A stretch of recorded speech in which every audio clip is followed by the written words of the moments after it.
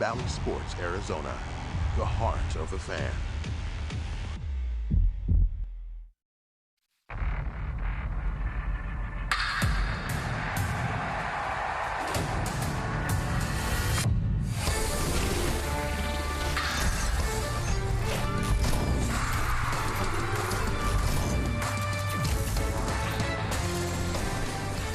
After 9 straight games against NL West opponents, it's on to the NL Central. The Diamondbacks begin a 4-game series against the St. Louis Cardinals here at Chase Field in downtown Phoenix. The D-backs have lost 10 straight. They're desperate for a win after coming ever so close last night against the Giants. Hi everyone, Jody Jackson with you here on Bally Sports as we get you set for first pitch. You know the Diamondbacks have suffered so many injuries so far this season here in 2021. Troy Lavello talks about waking up and hoping that he doesn't hear about another one. But as we bring in Steve Berthiaume and Bob Brunley, that's exactly what happened today, guys. Unfortunately, he got the word Matt Peacock was ill, but it does bring an opportunity for another young pitcher. That's right, Jody. Nothing to be too concerned about for Matt Peacock, just a flu bug kind of a deal. So Matt should be back on his feet in a day or two. In the meantime, Bob, as Jody mentioned, it's our first look in 2 years now at Jon Duplantier. Looking forward to this one tonight. Yeah, he hasn't started a ball game for the Diamondbacks since June 11th, 2019. So tantalizing to watch the stuff Jon Duplantier features out there on the mound. You see his numbers from that 2019 season. 15 games, 3 of those starts. You just like to see this young man put it all together, pound that strike zone with his plus stuff. Well, he was on the taxi squad earlier this year. He gets a chance tonight to fill in for Matt Peacock, who's filling in for somebody else, but that's kind of the way things have gone here. Here's some more transaction news. Corbin Martin sent back to Reno to work on that command. Luke Weaver moved to the 60-day IL. He's got that shoulder problem. And Ryan Buchter is here to help out in the bullpen. He's doing a really good job closing games at Reno. Yeah, another left-hander in the bullpen, which it's always a good thing. We just saw the Giants in town. They had 5 lefties. We're catching up. We have 4 now. Well, we're welcoming the St. Louis Cardinals here, first of 4 against the Redbirds. And years ago, we thought, boy, can you imagine if Nolan Arenado and Paul Goldschmidt were on the same team, the same infield? Well, here they are. We got them for 4 games. Yeah, I mean, 2 of the best defensive players at their position, 2 of the best offensive players at their position. Throw in Yadier Molina to that mix, and you've got a pretty solid infield to build around. Goldie not putting up the monster numbers that we're used to seeing, but Diamondbacks fans are well aware of what he's capable of doing. And certainly Nolan Arenado. I mean, these 2 at first and third, quite a dynamic duo. Yeah, you better hit it up the middle. There's not going to be any base hits on either corner in this series.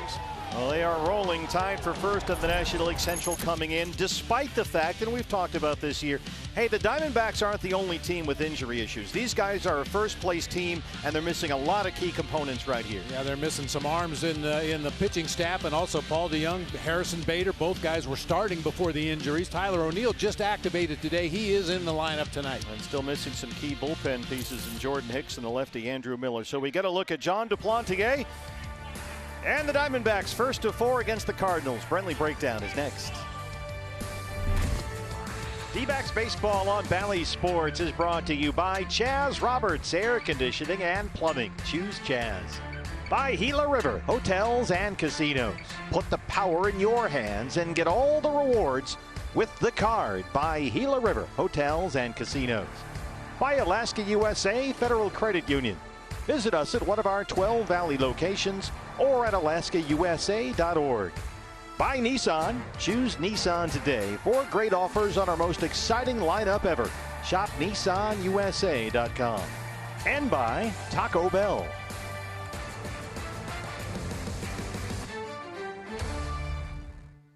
Premier, the exceptional light beer. By Jack in the Box. If the D-backs hit a home run, you get a free Jumbo Jack. By Nova Home Loans. Real loans for real people living real lives. Nova Home Loans. We've got this. And by your Valley Honda dealers, where you'll get more standard features for less money. Carlos Martinez, Jon Duplantier, D-backs and the Cardinals first of 4. It's time now for the highlight of every show, the Brentley Breakdown. We're going to keep it simple tonight, partner. Swing at strikes. The Cardinals pitching staff leads the major leagues in base on balls. Carlos Martinez, tonight's starter, has walked 15 in just over 47 innings of work, so we're going to keep it real simple. Just swing at strikes. Roof and outfield panels wide open. We are set to get a W. First of 4 against the Cardinals. Starts next on Bally Sports.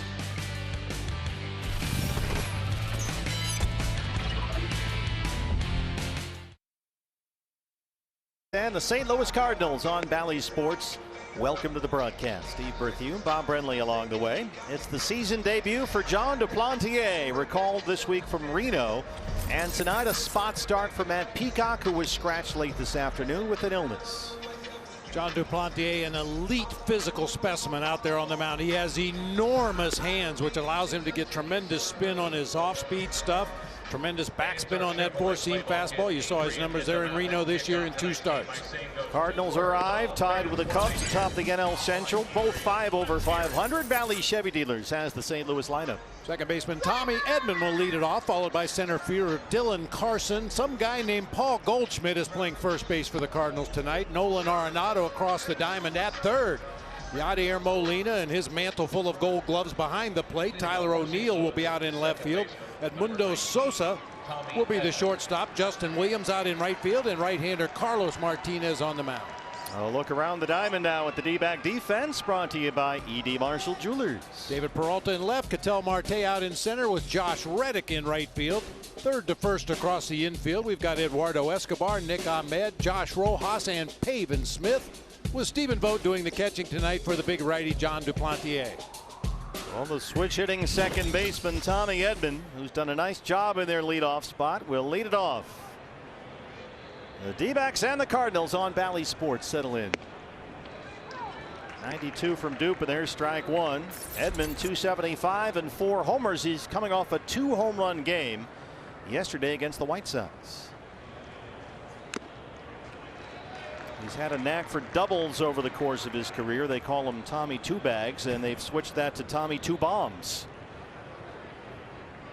Well, he might have hit 2 bombs in his last ball game, and he might hit a lot of doubles, but he's a good guy to keep off base, period. He can run. 9 stolen bases on the year, and how about that start for Jon Duplantier, 94, and he rings up Tommy Edman. Welcome back, Duke. Yeah, absolutely. Well, he just freezes him with a fastball right there at 94, down and in. That's usually a hot zone for a left-handed hitter, but Edman could not pull the trigger. It's a nice 1-2 combo they have up top with Edman and Dylan Carlson, the center fielder. And here is the rookie Carlson, 278 with 3 home runs. Another good young bat that runs well.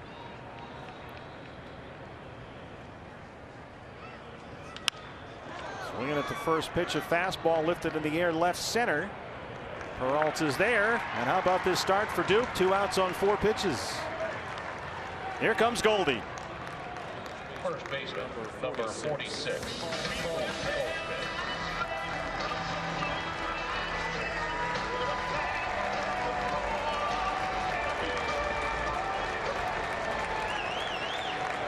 Always a fan favorite.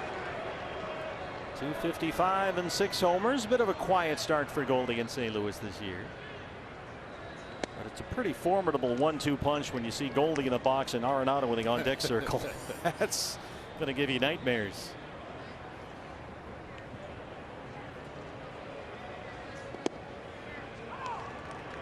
Slider from Duplantier, and it's a ball and a strike. Well, you notice Goldie with that real loose bottom hand. He just has that bat way up in his fingertips until the ball is delivered. Then he gets a good grip on it, ready to take a rip. Goldie always was courteous. He is that. Now in his 11th season in the major leagues and his 3rd in St. Louis.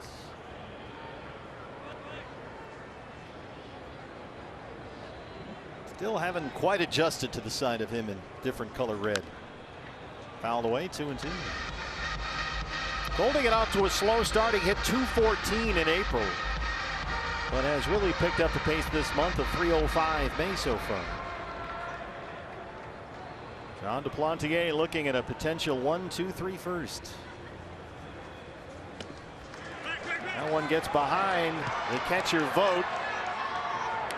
Pavin off the bag, and Goldie safe. Tough angle for Steven there to pick that up and make a clean throw to first, and Pavin Smith had to come off the base to get it. A sinking action on that pitch. Number 28. Looked like the changeup from Dupe that time got behind Stephen Vogt. Thought they might have still had a play on him down there. He may have been safe anyway, but Pavin Smith came off the bag to make sure that ball didn't get down the right field line. So here's the other half of this new Cardinals 1-2 punch. The former Rocky Nolan Arenado, who has gone from Colorado purple to St. Louis red.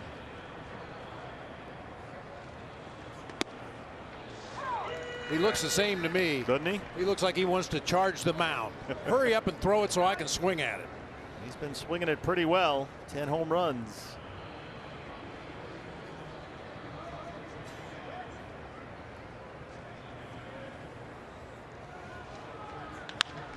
That's a fair ball, backhanded by Escobar. Long throw. And they got him at first. Good start for John Duplantier. Diamondbacks coming up.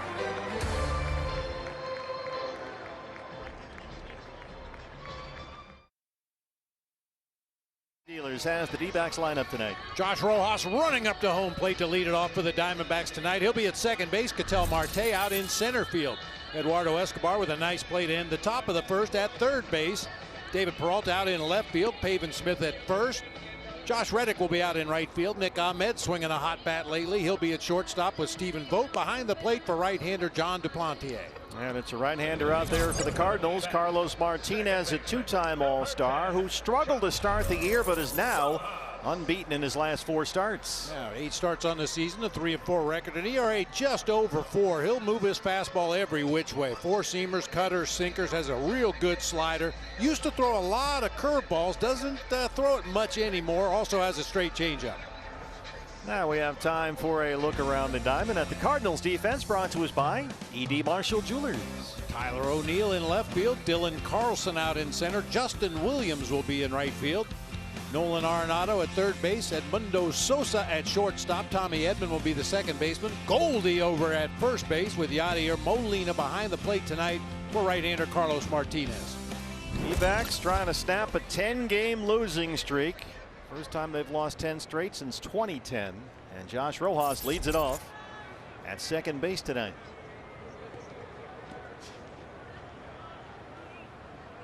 D-backs need to win a ball game tonight, partner. Would be nice. Getting perilously close to starting to mention some of those 0-4 numbers. Yeah, well, they're ready, but we're going to leave them in the dustbin of history if we can. Rojas has been a big part of getting things pointed in the right direction. That's fouled away. Last night he singled twice, doubled, knocked in 2 runs, all from the leadoff spot. Josh has hit safely in 6 straight. Torey Lovullo, and you pointed this out, and I noticed it too. He took the lineup card out today. He doesn't usually do that. No, Luis Ureta usually takes it out, pipe. Yeah. Edman back in the outfield grass at second, and they retire Rojas. That's interesting. Yeah, different teams have different theories. You know, the bench coach takes it out one day, you win a game. The bench coach takes it out again the next day. Sometimes you travel to a certain city and a guy has a lot of family in town. We used to let guys take up the lineup card if they were playing in front of friends and family. Oh, I've also heard of managers that have a different coach take it up there, and he does it until they lose, and then another guy goes and try to get on a streak. Not that we're superstitious or anything. Not around here. Ketel in center field again tonight. Had an RBI single in his first at bat last night against the Giants. Got those shoes on again.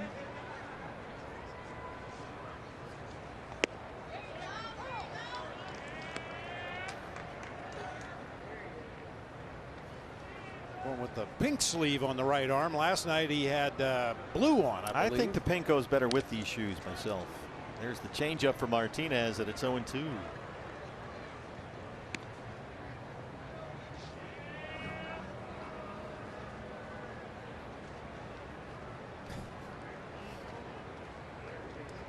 It's like one of my granddaughter's art projects. Finger paints.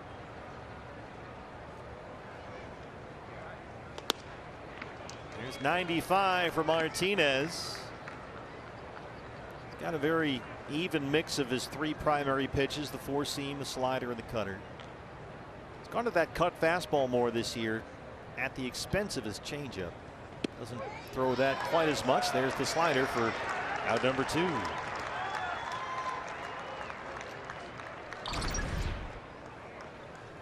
He wants it outside. He drops it right on the outer part of the plate at 84. Cattell just can't pull the trigger that time. Saw it away. Unfortunately, it caught the zone. First guy out here every day is Eduardo Escobar. Early hitting, early infield. 229, a dozen home runs. Eduardo was out here at 2 o'clock this afternoon with Eric Kinski doing some early hitting, taking grounders at third. Overshift is on that first base side against him. There's the changeup that Martinez floated up there, and it's 2-0.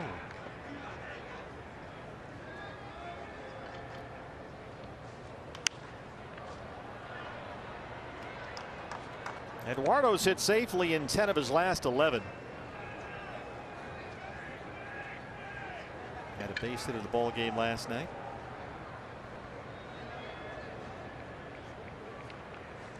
Last night sure looked like it was going to be the one. Bases loaded, 1 out. Marte and Escobar coming up, just didn't happen.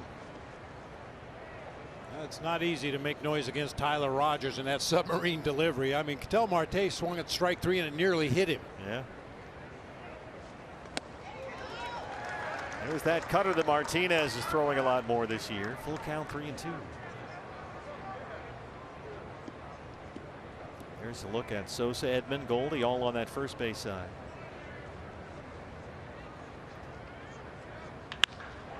Line right to Edman. He was perfectly positioned. No score after 1. D-backs and the Cardinals.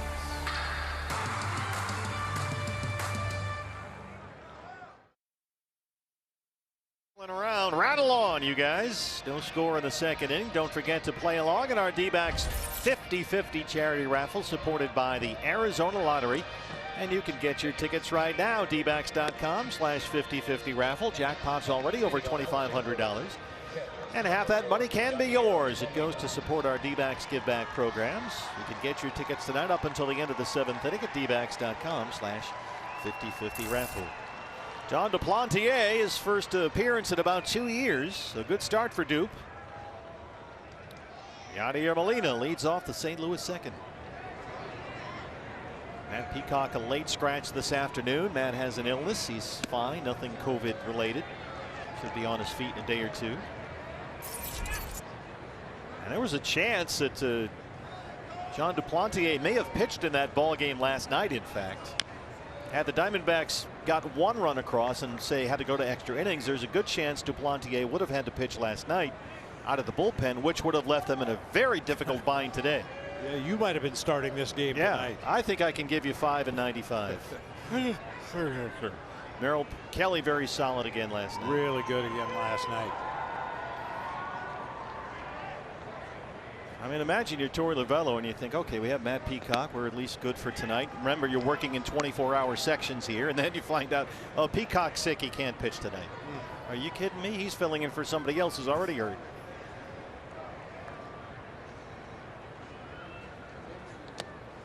But John has made a couple of starts with AAA Reno this year. Only 2 because he spent part of the season on the taxi squad traveling with the Diamondbacks on the road. Tyler O'Neill just activated off the injured list today on deck. Molina sends one into center. First hit for the Cardinals.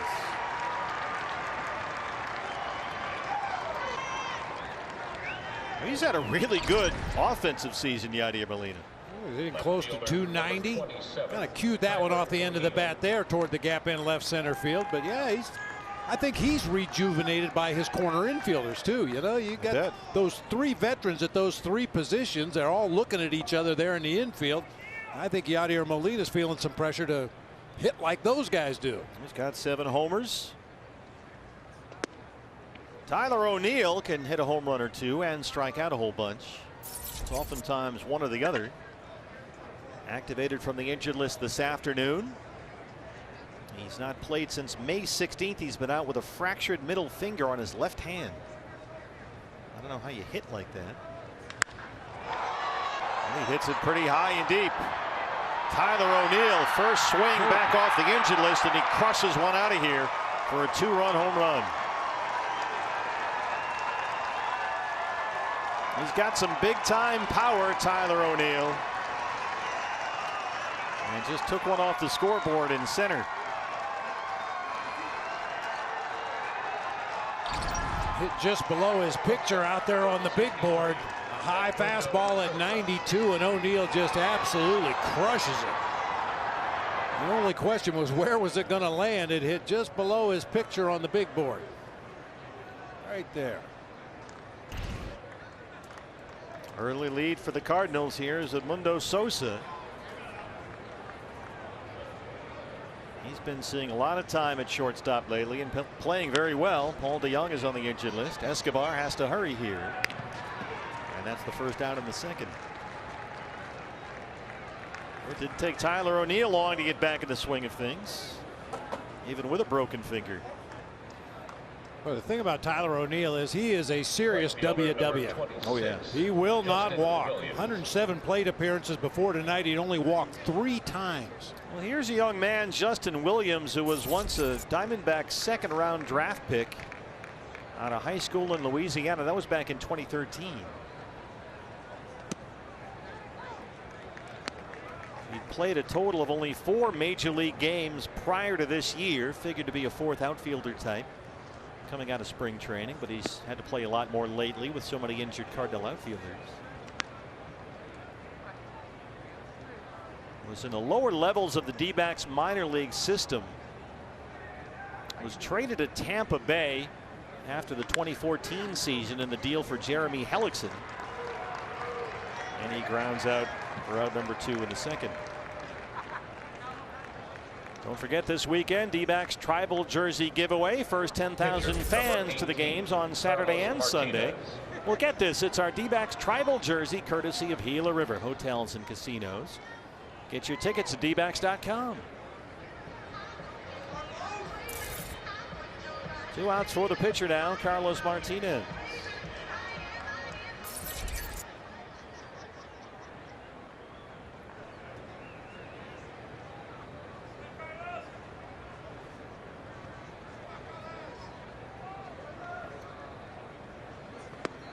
John Duplantier had been looking to put up some early zeros on the board. The Cardinals, when they score first this season, are 19-4. And they lead at 2-0.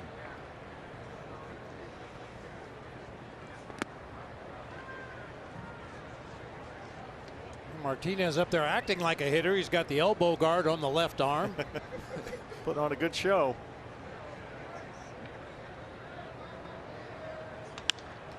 And he is a hitter. Dunks it into center.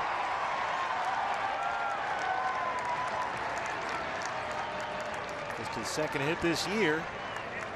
And he's on board ahead of Tommy Edman. Second baseman. Not a bad pitch. A down fastball, 92, just below the knees. But Martinez, if you look like a hitter and act like a hitter, sometimes you get a hit. Worked out. Here is Edman, who struck out looking to lead off the ball game.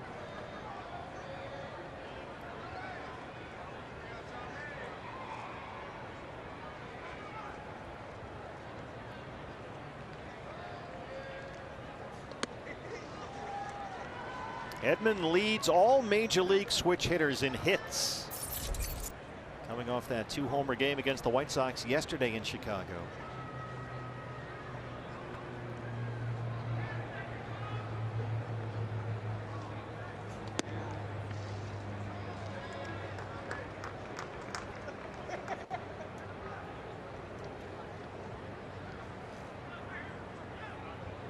John Duplantier started a game for Reno at Sacramento last Friday. So he's on schedule certainly to make this start tonight. Pitched well last week. That's out of play. Gave up just 1 run, 3 hits in 5 innings.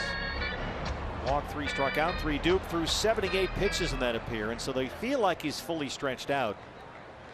But of course he's got a concerning injury history, so there's no need to push him here. You're happy for 5 and 85, something like that tonight.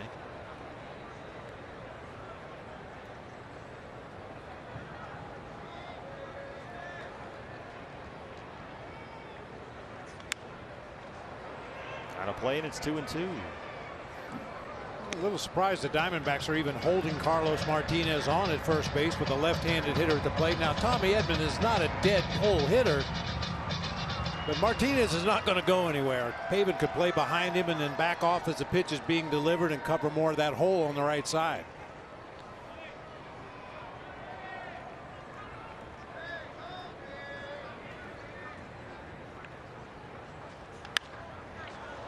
Slices that toward the line. David Peralta is there, but look out. Jump back Jenkins. Aaron Jenkins, our Golden Glover, down the left field line tonight with David Van Ness. Dr. Van Nost running right. There's the doctor from the clinic. That's correct.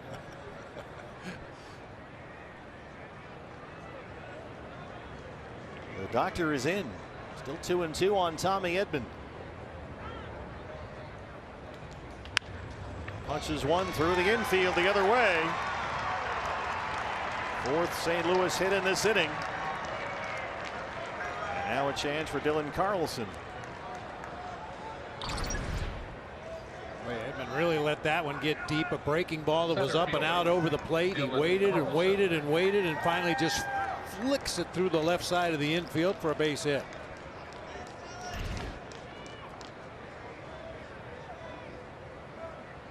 It is a nice combo they have with Edman and Carlson up top.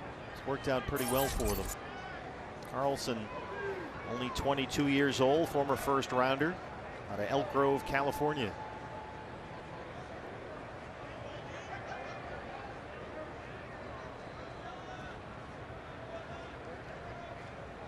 It's pretty handy when you can have a couple of switch hitters, bat 1 and 2.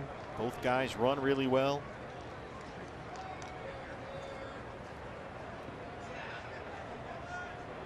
Martinez, the pitcher, at second, and Edman at first.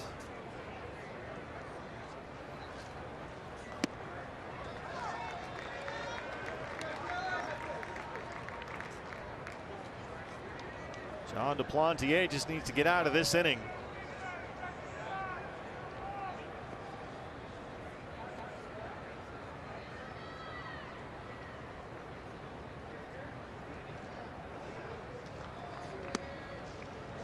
Loaded a breaking ball up there, and it's 2-1. Dupe had some elbow discomfort last month. Had a PRP injection, had an MRI, showed a little wear and tear, but everything looked okay structurally. 2 starts in Reno, and now here he is. Not the call on the changeup. Mike Estabrook is our play umpire tonight, and it's 2-2.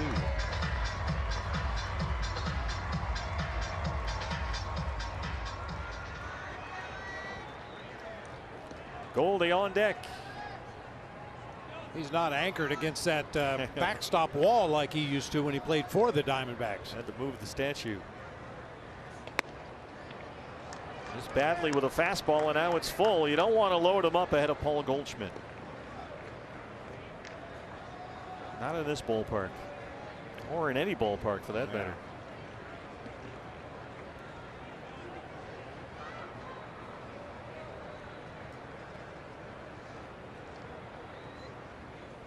Runners on the move. That one's fouled away. Another fastball went off the plate. Carlos Martinez better get after it if the ball's put into play anywhere in the outfield, because Tommy Edman was almost to second base by the time that ball got to home plate. Yeah, we got a base clogger situation out there.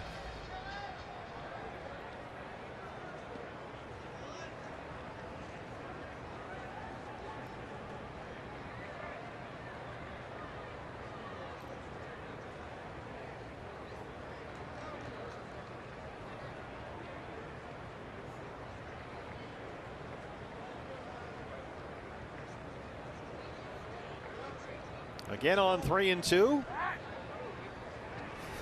Edman started and Martinez didn't budge. Tommy Edman almost ran him over at second base. He's like the guy in the left lane who the slow car won't get out of his way. And there they go. 3-2 is ball 4, and here comes Goldie. They're loaded. It's a long second for John Duplantier right here. And he's worked himself into a 2-out jam. After that quick low pitch first inning, up to 38 pitches in the ball game now. And Hurts is out there. Talked to Matt just before the game today about what he was looking for, and the number one thing he said about Dupe was control the count, and that's gotten away from him here in this inning.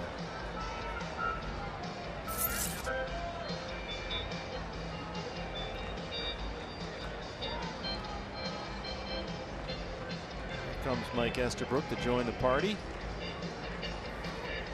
Yeah, he hasn't been able to control the count where it really counted in the ball game. Yadier Molina had a 3-1 count when he got his single into left center field, and then Tyler O'Neill had a 1-0 count in his favor when he hit the home run.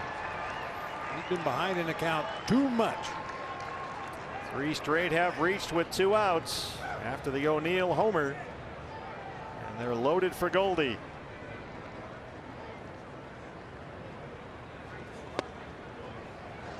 This is Anthony's with a fastball.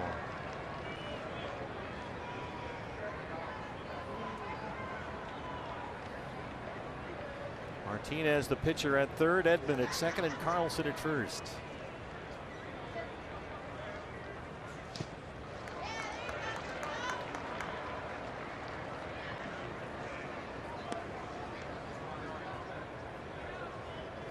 John already at 40 pitches, 24 for strikes. A lot of these have been non-competitive pitches. That one missed badly.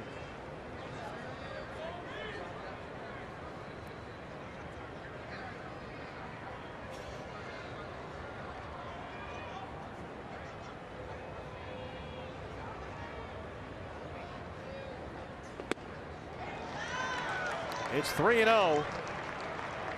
It gets worse after this. Arenado's on deck. Goldschmidt, the 8th man to bat in the St. Louis second.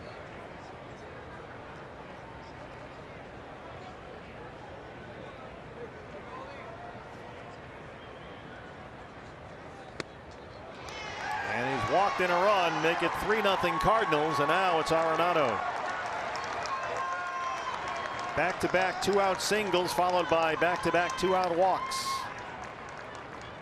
Kind of knew Goldie was going to take right there. He rarely swung at 3-0 pitches when he was a member of the Diamondbacks, even when he had the green light to do so. Arenado might be another story. Yeah.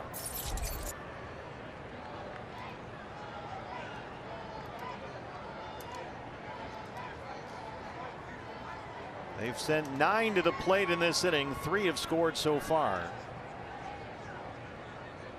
Still loaded for Nolan Arenado. Chopped that first one foul.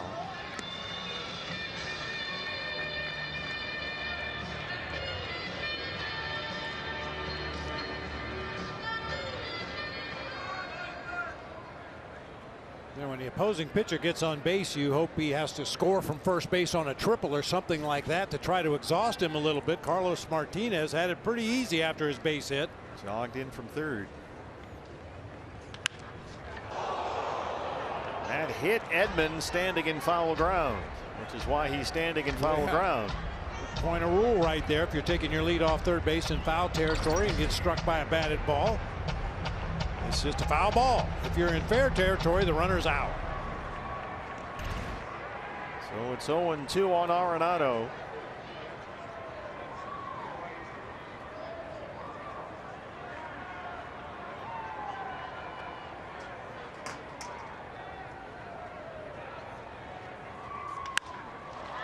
Fly ball to center for Ketel Marte. A long second inning for John Duplantier. Cardinals get 3. They lead it 3-0. List earlier today makes his presence felt immediately. His 9th home run this year, part of a 3-run St. Louis second. This series pitching matchup presented by Corona Premier. Well, it's TBA and TBA. They're back. They've worked a lot lately. They've worked an awful lot. And tomorrow it's Mad Bum on the mound. After that, you'll find out when we do. That's right. Well, it's always fun to watch Mad Bum. Looking forward to that game tomorrow night.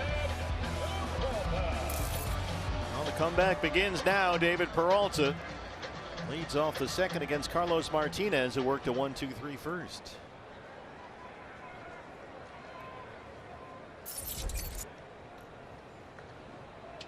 That was a 34-pitch second inning for John Duplantier after an 11-pitch first.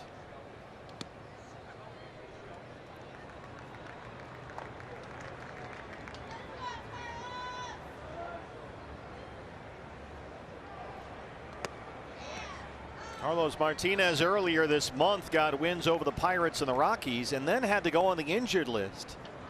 He sprained his right ankle celebrating a home run by his fellow pitcher Jack Flaherty.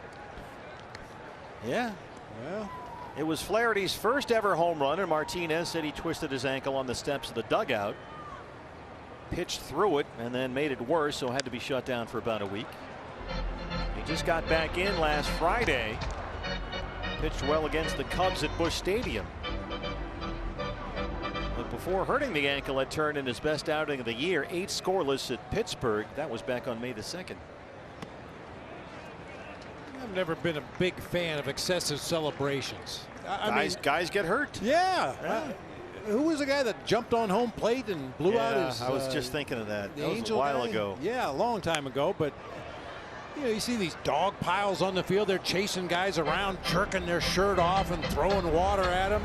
It just scares the living daylights out of me. It's great to celebrate, dance around, have fun. Just when it gets physical, yeah, and you just don't want anybody to get hurt. And that's what happened to Martinez. Thank goodness it wasn't very serious. But he did have to miss the start. And he gets Peralta looking at a changeup. That's strikeout number 2. So Martinez right now only 4 strikeouts away from 900 on the career. And the batter is Pavin Smith. Well, yeah, sometimes you can just tell by a pitcher's body language whether he's feeling it on a given night. It looks like Martinez feeling pretty good about himself, throwing hard cutters. That changeup has been devastating. Very animated out there on the mound. It really is a telltale sign, isn't it? I mean, when Patrick Corbin struggled when he was here, you could see the sort of the shoulders slouch, and he sort of looked down when things weren't going well for him. Martinez, you're right, bouncing around out there, having a grand old time. Why not? He's got a 3-0 lead. Kendrys Morales. Good call. That's my staff. Only get one right every once in a while. Well, Pavins has swung the ball on the bat well lately. Singled twice Tuesday against the Giants, then had 3 more hits last night. Martinez dials up another strikeout. He has punched out 3 the first 5. Hey, D-backs fans, this season, if your Arizona Diamondbacks hit a home run, you get a free jumbo jack with a large drink purchase at any participating Jack in the Box the day after the game. Go D-backs, go Jack. Josh Reddick in right field. Had a couple of singles in last night's ball game.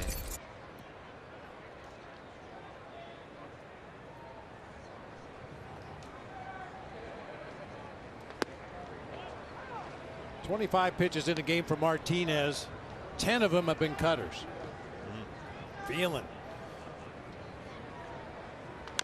We talked about how he'll move his fastball. He can sink it, he can cut it, he can throw the high 4-seamer. He's got good secondary pitches, and on a given night you might feel the sinker a little bit more than the cutter. You might feel the slider a little bit more than the changeup. In the early going, it looks like cutter changeup is going to be the combination in the early going. Mike Maddox, the longtime pitching coach in there for Mike Schilt. Yeah, that cutter for Martinez has definitely been trending up this year. Fewer changeups, more cut fastballs. And of course, that guy knows when somebody's got something working.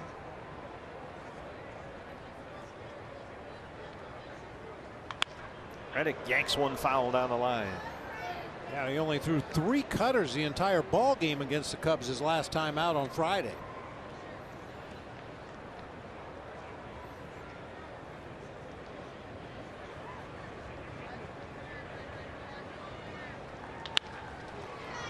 Edman on the outfield grass. He's been busy over there. 6 up, 6 down for Martinez, who holds a 3-0 lead.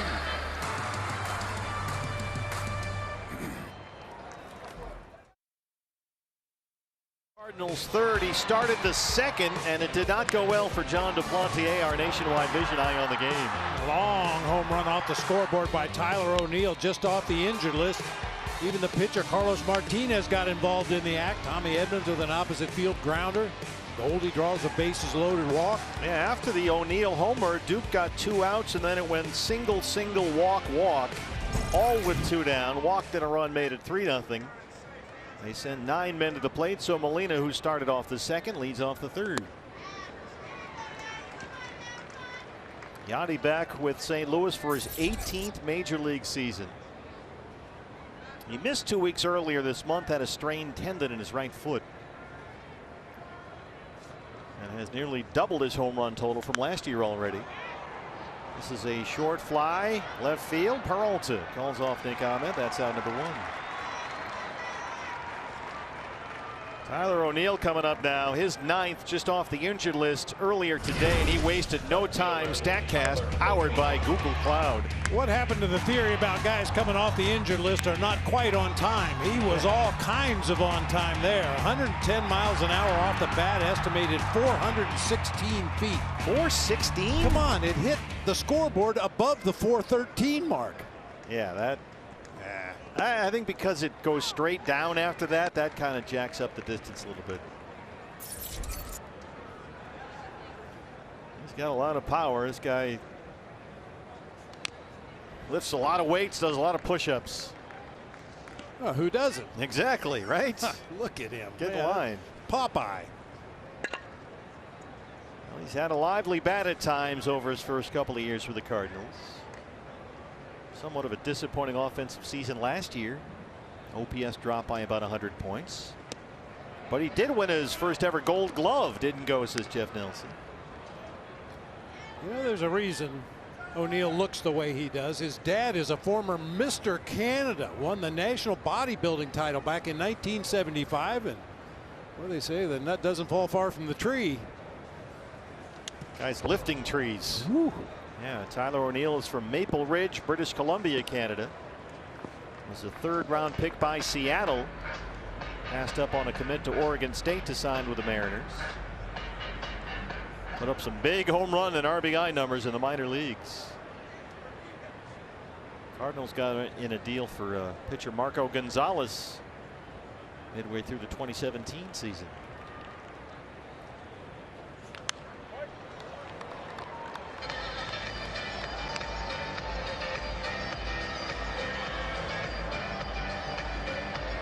Funny how the game has changed. When I first started playing minor league ball with the Giants, we didn't have weight rooms. They didn't encourage weightlifting. Yeah, because guys would get too bulky, right? Too bulky. And baseball was a game where you needed to have flexibility, and they were afraid everybody was going to get too muscle bound. There's the Duplantier curveball, a pitch they really like and would like to see him throw a little bit more. He just saw why right there. And that's out number 2. For our neighbors without homes, Arizona's hot summer days can be fatal. You can join Bally Sports in Cass, Arizona's largest homeless shelter, by dropping off cases of water at their downtown Phoenix campus or making an online donation that can provide life-saving water for people at risk. Visit cassaz.org. Mundo Sosa, the shortstop.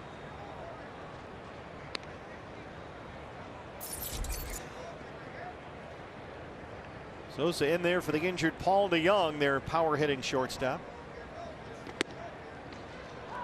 And he's done a nice job this year, Sosa, batting .375 coming into the ball game today. Here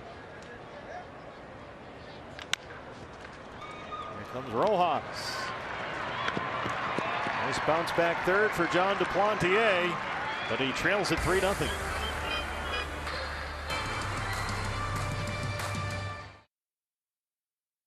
Bottom of the 3rd, time for our Geico Legacy moment. We try to feature the 01 season whenever we can in this anniversary year. Rubio Durazo and Reggie Sanders each hit 2-run homers off of future Hall of Famer Trevor Hoffman in the 9th inning. In a 6-4 come from behind win in San Diego, David DeLucci had hit a 2-run homer in the 7th inning. And then those two guys both went deep in the top half of the 9th against Trevor Hoffman. Get a lot of clutch home runs there for the skipper. That's a good thing. We like that. I should have pointed it out. Gonzo was in the booth earlier, and that was one of his rare non-starts. What did he do wrong? Well, he didn't do anything wrong. He had some kind of a consecutive game streak going, which was the longest in the majors, I believe, at the time. And, there were some times when it looked like Gonzo maybe needed a little bit of a blow, and I'd have to make a deal with him. I'll get you in there as a defensive replacement. I'll get you in there as a pinch hitter or a pinch runner. Somehow we'll keep that streak going, so don't worry about that. That's the only way I could get him out of the lineup. Oh, it's good to see Gonzo hanging out with us for a while today. Yeah. Catching up. Nick Ahmed leads off the third. Martinez has retired all 6 he's faced so far. Spins him around with a slider that backed up on him, and it's 1-0. Nick's had a hot bat lately, doubled twice Tuesday against San Francisco, and then had 3 hits last night. Another double, couple of singles. Knocked in a run in his first at bat last night in the second inning.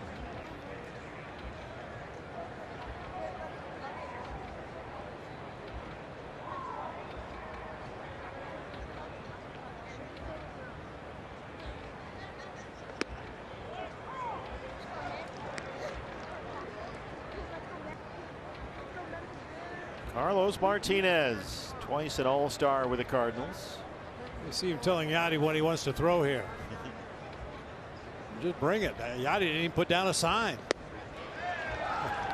That's the changeup, and he's got 4 strikeouts in the first 7 batters. Look at the movement on that pitch. Started off the plate away, ended up down and in. Martinez has twice been an All-Star. He was a 16-game winner in 2016. And then got a 5-year, $51 million extension with the Cardinals the following spring. That contract is in its final year this year. Stephen Vogt now. St. Louis holds a pair of expensive club options for each of the next 2 years, and so we'll see if those get picked up. Depends, of course, on how he pitches, I guess.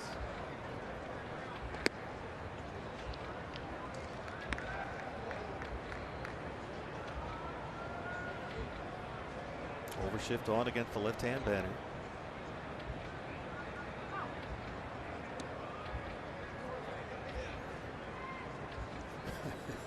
I'd love to watch Yadier Molina communicate with his pitcher. Obviously, they can't hear each other. They're too far apart. You don't want to give anything away, so there's just a lot of head nodding and pointing. That time Molina looked over. Hey, look who's in the on-deck circle. Let's be careful with this guy. We got the pitcher coming up next.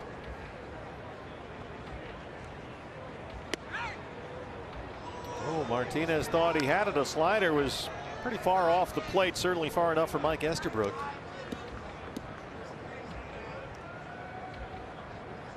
So it's 2-2.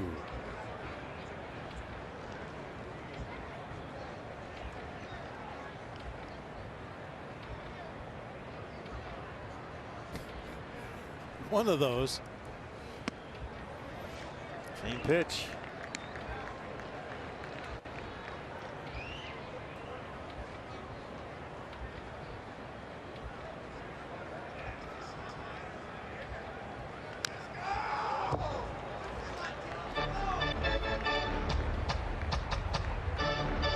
Giants and Dodgers just underway in Los Angeles. That game's scoreless so far. Rockies playing catch up with the Mets, trying to get a couple of games in there. Marcus Stroman dominated earlier for New York. They beat the Rockies 4-2. And he can't hang on. I believe German Marquez pitched that first game for the Rockies and gave up 1 run on 3 hits. It took the loss. Padres lost in extras at Milwaukee. Brewers beat them 6-5. Still 3-2 on Stephen Vogt. That slider's working. He's got 5 strikeouts. 2 down in the third. Well, with summer approaching, you may know someone in need of a new air conditioning system. The Chaz Roberts AC giveaway returns this year. Nominations for either a family or nonprofit organization in need are being accepted beginning on June the 1st. So visit chazroberts.com/coolplay for all the details. John Duplantier, the pitcher, looks at strike 1.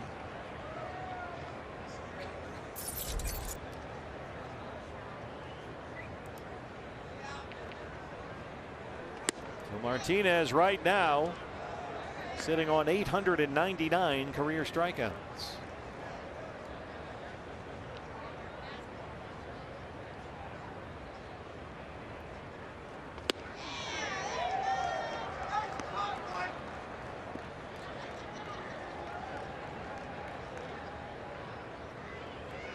Looking to strike out the side in the third. And there it is. Carlos Martinez, 900 career strikeouts. He has punched out 6 of the first 9 and leads it 3-0. An easier choice than ever with our exciting and fuel efficient lineup. Now get great offers across our full line. Shop at your local Nissan store and nissanusa.com. Back inside Chase Field, the roof and outfield panels wide open. A beautiful night for baseball. Diamondbacks, however, trail the Cardinals 3-0. Carlos Martinez is dealing right now. He's got 6 strikeouts in 3 innings. Yeah, and he's used his entire arsenal. 3 of the strikeouts on sliders, 2 on changeups, 1 on a cutter, and everything seems to be working well for him tonight. John Duplantier got off to a good start. A spot start for Matt Peacock, who turned up ill before the game today. Matt is just fine, nothing COVID related, but he's not feeling well, a little under the weather. So Duke got the start and threw an 11-pitch first inning and looked good, but he really labored through a 34-pitch second. Molina single to lead off the inning, then Tyler O'Neill hit an absolute bomb to center for a 2-run home run. He got the next 2 outs on ground balls, and then with 2 outs, single, walk. He walked Goldie with the bases full to force in the 3rd run. But did a nice job, Bob, bouncing back an 11-pitch third, and now Justin Williams leads off the St. Louis 4th. Keep moving in the right direction. Williams a ground out victim his first time.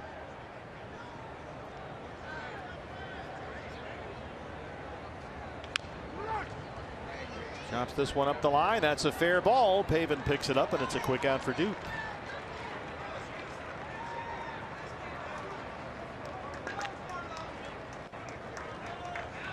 Well, where things started to go south for Duplantier in that second is when he gave up a 2-out single to the pitcher Carlos Martinez. That brought the top of the order back up again, and it went single, walk. So here is Martinez, who bats for the 2nd time.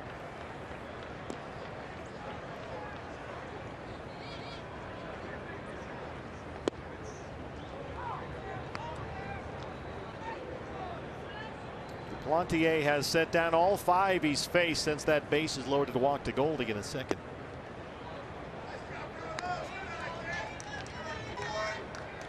John Duplantier, big dude, 6'4", 240 pounds, 26 years old. 3rd round pick by the Diamondbacks out of Rice University. Was their 2017 minor league pitcher of the year. And has had problems staying healthy throughout his collegiate and professional career. That with Duplantier is always the big concern. Gets strikeout number 4, 2 outs in the 4th. I mentioned it earlier. John Duplantier has monster hands. That baseball looks like a ping pong ball. And he's holding it out there on the mound. Some of the pitch grips that he gets, his little finger and ring finger aren't even on the baseball.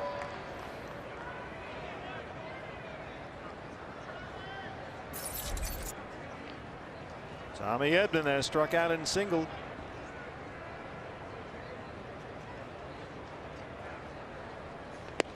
Roger Craig would salivate over a pitcher like John Duplantier with those big hands. He always thought the guys, the bigger the hands, the better the split. He also has enormous feet. He's got feet like canoes. I mean, look at the size of those shoes. Good base. Yeah. He's had a good 4th inning here, an 11-pitch 3rd and a 7-pitch 4th. John Duplantier settling in. D-backs need some offense. They trail it 3-0. Pride Month on June 11th at Chase Field with a Pride Night special event ticket pack. You can get a lower level ticket to the game. D-backs Pride Cap, all for only $30. Visit dbacks.com/pride. Angels will be in town. Well, so far the Diamondbacks have not been able to solve Carlos Martinez, who has retired all 9 batters he's faced. He's got 6 strikeouts already. Just struck out the side in the 3rd, and now Josh Rojas leads off the 4th.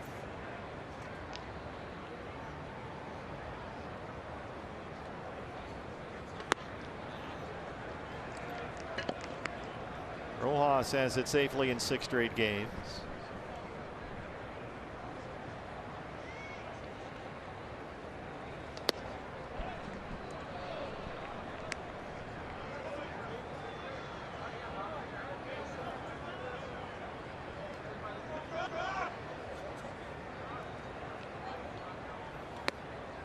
About this, partner, through 3 innings tonight, Carlos Martinez has already set a season high for strikeouts. His previous high was 5 against the Phillies earlier this season. They got Duplantier for number 6 and 900 on the career to win the 3rd. That is behind on Rojas 3-0 to start the 4th.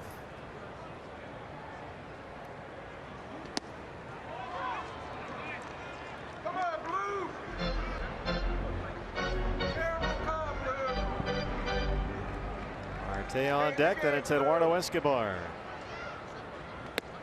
This is inside with a fastball. First base runner tonight against Martinez. Anytime the D-backs score 5 runs or more, Taco Bell is giving away 3 free seasoned beef crunchy tacos with the purchase of a large drink between 4 and 6 the following day. Tel Marte, a strikeout victim his first time. Martinez is hardly invincible.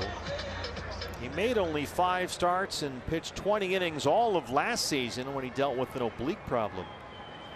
Came back fresh this year, but was 0-4 in his first 4 starts. He really struggled coming out of the gate. Finally figured something out at the end of April. Was very good against the Phillies. Just a run on 2 hits and 7 1/3. Blanked the Pirates for 8 scoreless in his next start and then injured his ankle.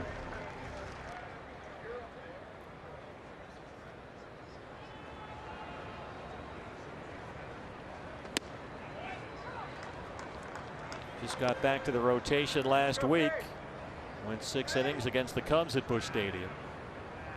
And here tonight has a 3-0 lead.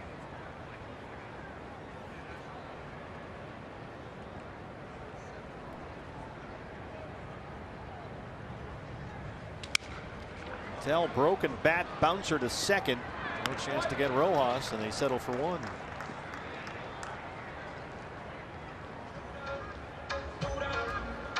Third baseman, Eduardo Escobar. Escobar has the hardest hit ball for the Diamondbacks offensively in the ball game. Ended that first inning with a line drive right at Tommy Edman at second base. Actually in shallow right field. Yeah. Edman has been busy out there tonight.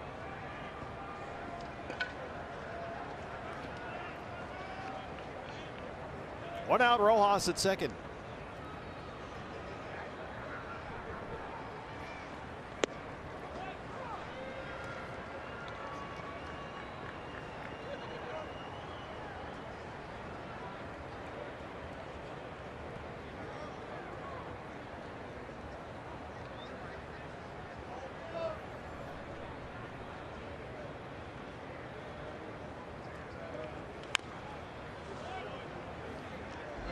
How about this, partner? Shohei Ohtani was supposed to start for the Angels tonight in Oakland against the A's.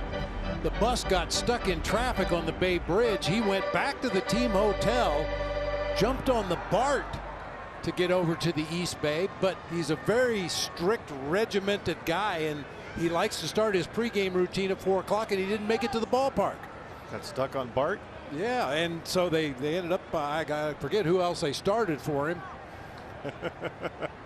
Sandoval. So he is DHing. He just wasn't there in time to go through his pitching preparation before the ball game. But when the bus is sitting stuck on the bridge, did he get off the bus and walk across the bridge? That I'm not sure of. I mean, updates to come later. Yeah. Might have been faster to take a boat. That's the easiest way to get around the Bay Area. Well, they just redid that Bay Bridge not too long ago. 0-2. I mean, I wouldn't want Ohtani like hitchhiking across the bridge if I was the Angels. How do I get to the subway?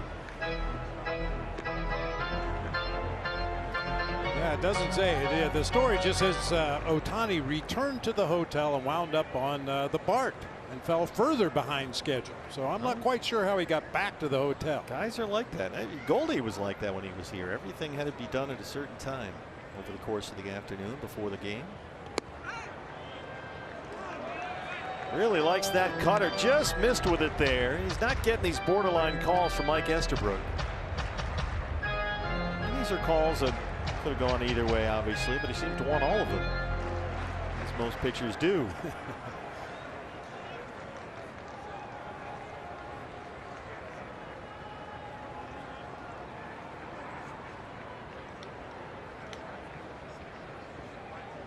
Still 1-2.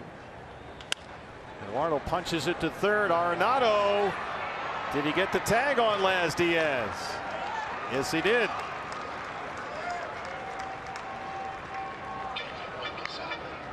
Josh ran right into an out right there. Yeah, that's not good. The ball's right in front of him. He knows that there's a Gold Glover standing over there at third base. I'm not sure what Josh was thinking right there. Definitely a base running mistake. Had to go out of the baseline to avoid the tag and was immediately called out by Laz Diaz. Well, immediately is a stretch. Yeah. He did point. Well, we would like the complete mechanic just to erase any doubt from up here. Here's Peralta. One more for Edman. Backhand makes a sliding stop, and they get the force on Escobar at second. We played 4. D-backs trailing 3-0.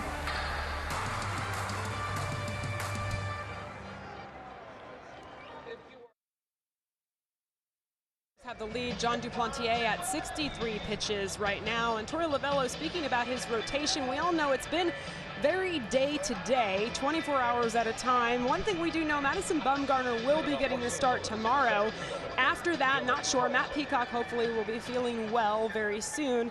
And guys, of course, the move today, Corbin Martin going back to Reno. They liked what they saw. He'll be looking for more consistency. And Ryan Buchter is in the bullpen, the left-hander. Mad Bum looking a little jokey down there with Matt Hergis. He looks really nervous, doesn't he? Dylan Carlson leads off the 5th.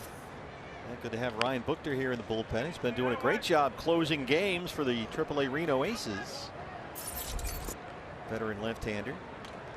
Boy, you know, you obviously can't throw out that second inning for John Duplantier, but I mean, Dupe, an 11-pitch first, an 11-pitch third, a 7-pitch fourth. He's retired the last 7 he's faced, but just ran into all kinds of trouble in that long 34-pitch second. And here's an easy fly ball for Peralta, make it 8 straight retired by John Duplantier. Let's get a quick word now from 72 Sold. Hey baseball fans, with 72 Sold you can sell your home now at absolute top of the market and then stay for up to 6 months. Get our price for your home at 72sold.com. Goldie has struck out and walked with the bases full to force in a run.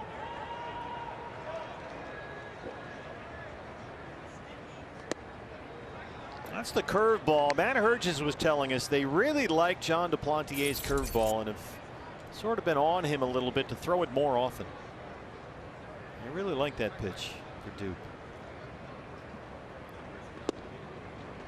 That was a good one right there for a strike. Yeah, you said you can't throw out that second inning, but other than that, he's been pretty good. 7 outs on 1 or 2 pitches.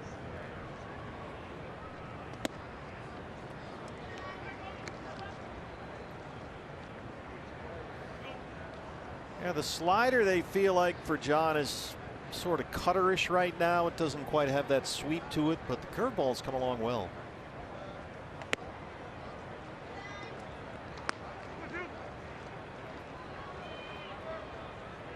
Behind on Goldschmidt, 3-1. Arenado on deck behind him.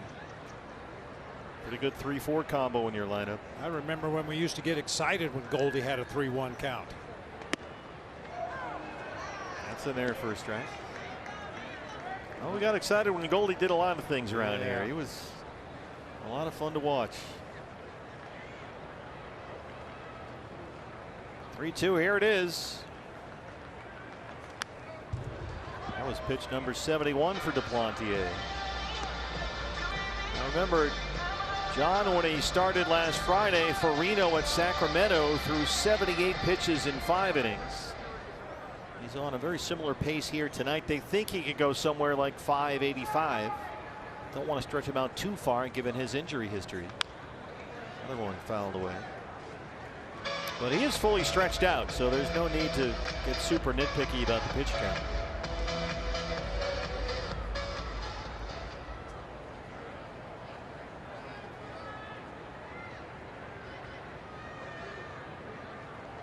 To Goldie. He'll dunk that one into right field. It's along the line, and he'll take the turn. He's digging for second. A one-out double.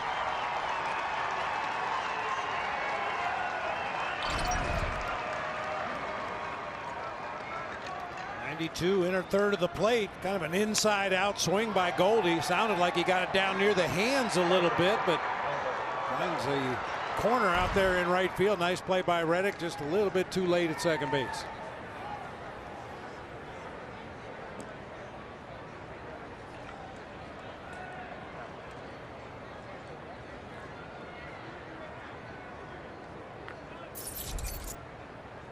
Arenado so far in his return to Chase Field. 0 for 2.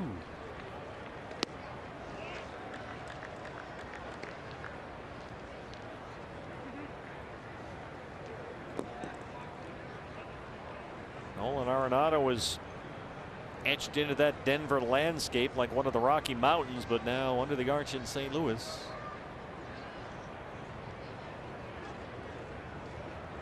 I think it's fair, very fair to call it a divorce from the Rockies. Yeah. Not exactly an easy one. Got very disillusioned with the direction of the franchise, was pretty public about it after a massive contract extension. So they made the trade work with St. Louis. Colorado picked up $51 million of Arenado's contract. And St. Louis, they added a year to the end of the deal and gave him an extra opt-out. So he is signed up with the Cardinals through 2027, but has opt-outs after this year and next year. But he says he's not going anywhere. Arenado rockets one down the line, a fair ball in the corner. This will make it 4-0. Well, the dynamic duo, back-to-back doubles, Goldschmidt and Arenado. 4-0 Cardinals. Well, you talk about a 1-2 punch. I mean, not only dangerous power hitters, both of them, but really good hitters, period. Yeah. Arenado obviously more aggressive than Goldie up there at the plate, more likely to chase bad pitches, but boy, if you make a mistake in the strike zone, he hits it hard. Goldie's double at 77 off the bat. Nolan's at 105. And now you deal with Molina, who's had a very resurgent offensive season. He singled in the second, 1 for 2. He's actually got more home runs than Goldie, Yadier Molina, with 7 to Goldie's 6th.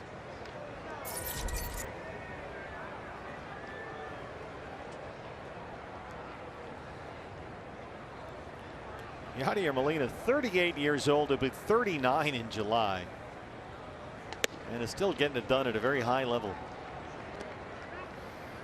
Last year he missed 8 games in August, had COVID, but still led all National League catchers in starts. He was second in innings caught. He is a workhorse back there.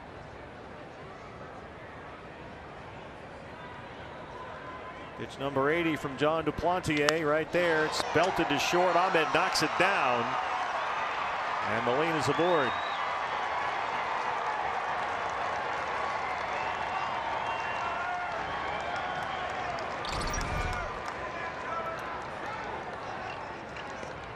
Lost the bat. Well, the bat broke actually right between his hands. Nick gets to it in good shape on the backhand. Still had plenty of time if he picks it up cleanly to get Molina at first base. All those years behind the dish have robbed him of any speed he may have ever had. Well, the bullpen will get busy. Matt Hergis makes a walk out there. John Duplantier, 80 pitches, 51 for strikes. Caleb Smith, the left-hander, starts to get loose in the Sanderson Ford bullpen. John Duplantier once again in this inning starting to fall behind in counts to these Cardinals hitters. We talk about it all the time. Much more aggressive swings when that hitter has the count in his favor. That was their message to Duke before the game tonight. Mission one was control the counts. Had a nice run there, 8 straight retired, but then back-to-back doubles, the Molina single. And now he'll face Tyler O'Neill, who hit a long home run in the second inning. By the way, our good friend and buddy Steve Gilbert, who does a fine job covering the Diamondbacks for MLB.com on the on the WW. Steve tells us that they have updated the distance of the O'Neill home run. It's now 451 feet. That sounds more like it. Yeah, so Steve, of course, breaking that story. And that is just foul. So Steve Gilbert now reporting 451 on the O'Neill home run. And our thanks to Steve for taking time out to help us out with it. He's got a lot going on down there. He does. He's actually here in the ballpark today. A big surprise to all of us. Usually works remotely from his palatial estate. I thought I saw Stevie with a ruler between innings, measuring out there to the scoreboard in left center field. He wants to make sure that the reports are accurate for the video clips. Third ball from Dupe, and it's 0-2.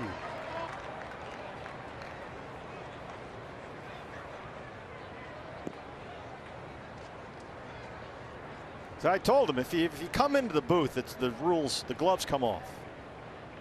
There are no more rules when Gilbert makes an appearance. 0-2.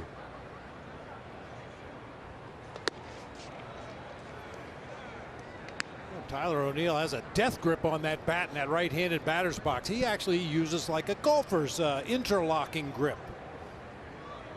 The pinky finger of one hand and the index finger of the other hand is kind of locked in on the bottom of that bat right there. Trent Grisham used to do that too when he was coming up in the Brewers system before they talked him out of it. Well, he could certainly enter a long drive competition or two.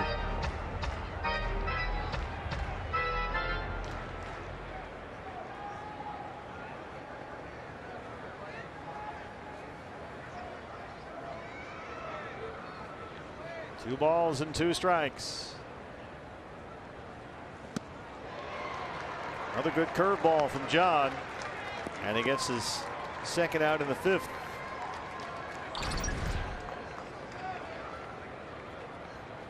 Good pitch, starts it in the zone, leads O'Neill right out of the zone with that late movement on the curveball. You can see why they like that pitch for him so much. He's thrown some good ones tonight. 5 strikeouts, 2 walks. Here is Soso for 2. 2 on and 2 out. Well, we were targeting 5 innings, 85 pitches for John Duplantier, and he's right at those numbers right here. Arenado at second, Molina's at first. And got him.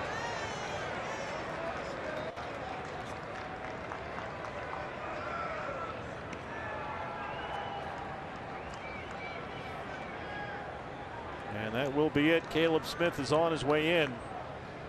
John Duplantier, some good, some not so good for Duke tonight. He will leave trailing 4-0 after 4 2/3. Back from Chase Field right after this.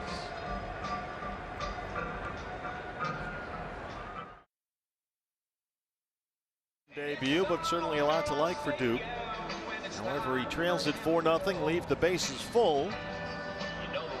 And our Alaska USA Federal Credit Union call the bullpen produces the lefty Caleb Smith, who worked 3 innings in relief of Taylor Widener Sunday at Colorado, threw 59 pitches in that appearance, and here he is in a bases loaded jam. He's pitched to a 293 earned run average and a 221 opponent's batting average in his 17 relief outings this year. Justin Williams is the hitter. Williams twice against Duplantier, grounded out weakly to first. But they'll bring the left-hander in to face Williams with a pitcher batting behind him. I mentioned Williams was once a second-round draft pick by the Diamondbacks back in 2013. Was traded to Tampa Bay after the 2014 season in a trade for pitcher Jeremy Hellickson. Made his major league debut with Tampa Bay back in 2018. Was traded to the Cardinals as part of a deal for Tommy Pham. and has sort of worked his way into their outfield rotation this year at the age of 25.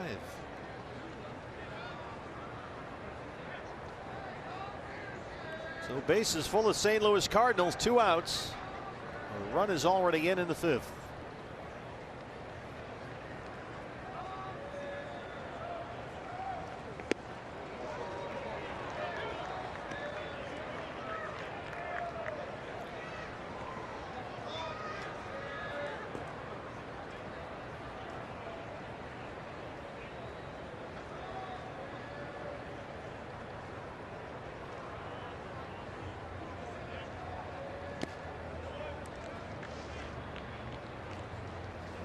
I always get a little paranoid when Yadier Molina's running at second base. He's I would think called more pitches than any catcher in Major League Baseball.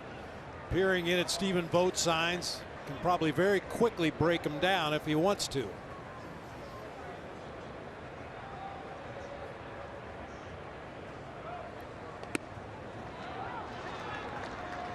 One and two.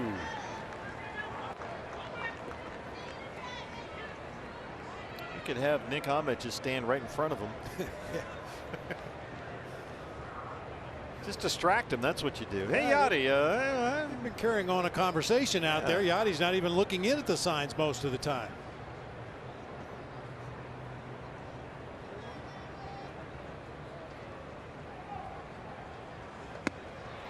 Caleb Smith comes in, puts out the fire, leaves them loaded. Cardinals add a run. Diamondbacks trailing 4-0.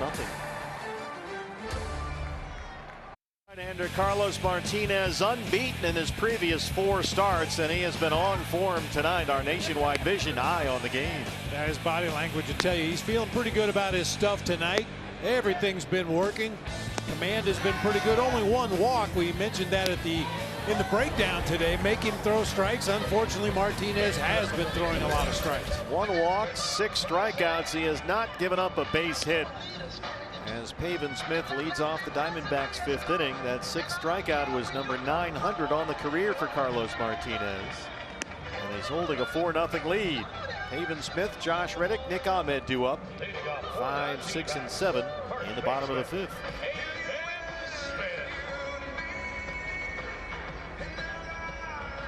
Pavin a strikeout victim his first time. He comes into tonight with a 6-game hit streak. Coming off a 3-hit game last night against the Giants.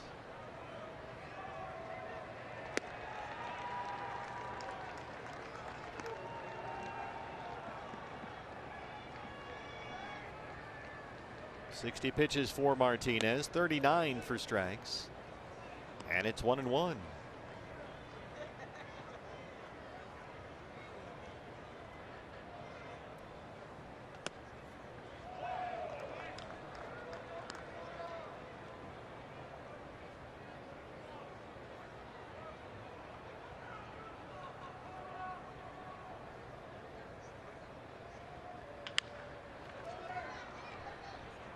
Martinez hustles over to cover the bag. 1 away in the 5th.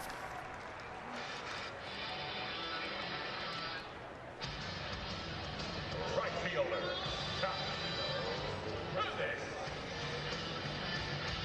Josh Reddick rounded out to win the 2nd his first time. D-backs still looking for hit number 1 against Martinez. Reddick singled twice in last night's game against the Giants. Giants in Los Angeles right now. They trail the Dodgers 2-0. They're in the 4th.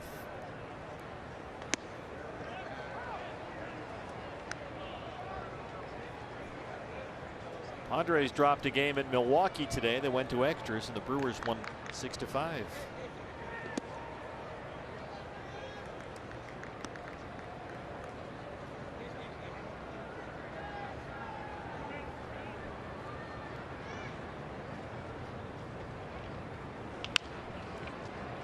Backhanded by Goldie one more time for Martinez. 2 down in the 5th. Don't forget to grab your Arizona Diamondbacks fandom card, courtesy of Gila River Hotels and Casinos. You'll gain access to exclusive offers like 15% off at our Diamondbacks Chase Field team shop when you use the card.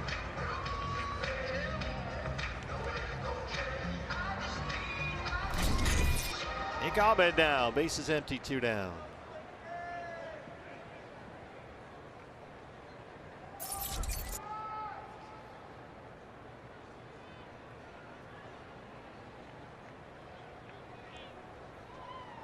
Nick coming off a 3-hit night last night.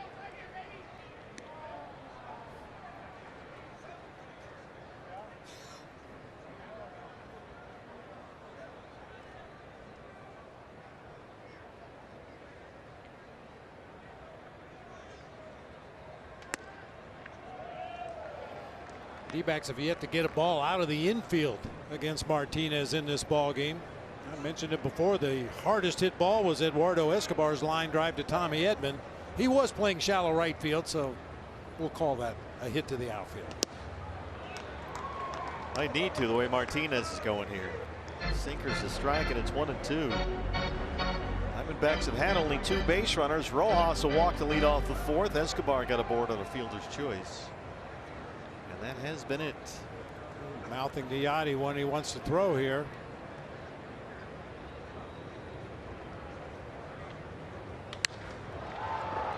Fly ball right field for Williams.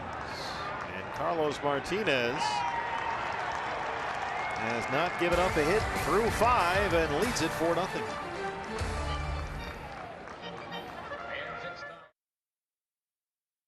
Park view tonight from the T-Mobile coverage cam with the roof and outfield panels wide open. A gorgeous night for baseball.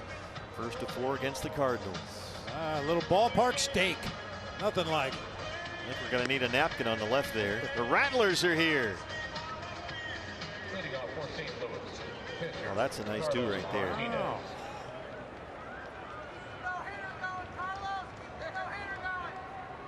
Don't talk to me, I'm eating. Don't Oh, talk. Cold Stone, there it is.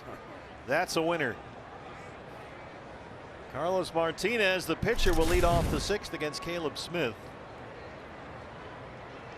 Diamondbacks trail at 4-0. A 3-run St. Louis second against John Duplantier, who made a spot start for Matt Peacock, who fell ill just before the game. Just a bug for Matt. He should be fine in a day or 2, but Duke got the ball tonight. Gave up a 2-run home run to Tyler O'Neill in that 2nd inning, and then a bases loaded walk to Paul Goldschmidt. Cardinals tacked on a run in the 5th. Back-to-back doubles by Goldie and Arenado. 0-2 on the pitcher, Martinez.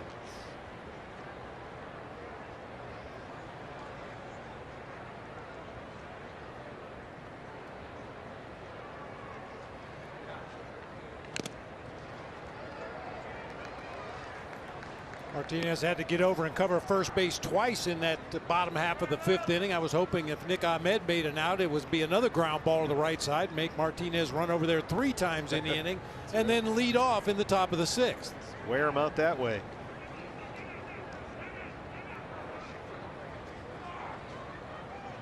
Somebody was screaming timeout, timeout. I think it was Laz Diaz down at 3rd. There was something that I think there was a ball right at the feet of Stephen Vogt and the home plate umpire Mike Estabrook, and they didn't see it.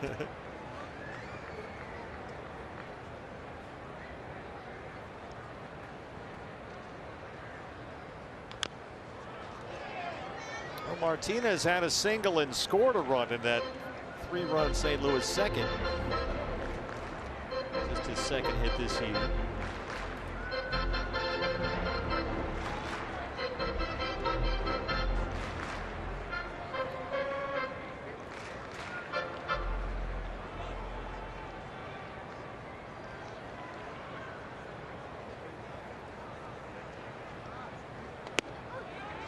Called strike 3. So Caleb Smith has faced 2 batters, got 2 strikeouts.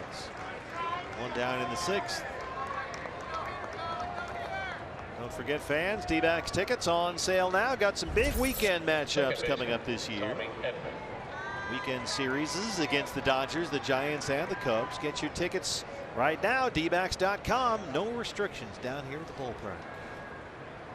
Leadoff man is Tommy Edman, 1 for 3, a single in the 2nd.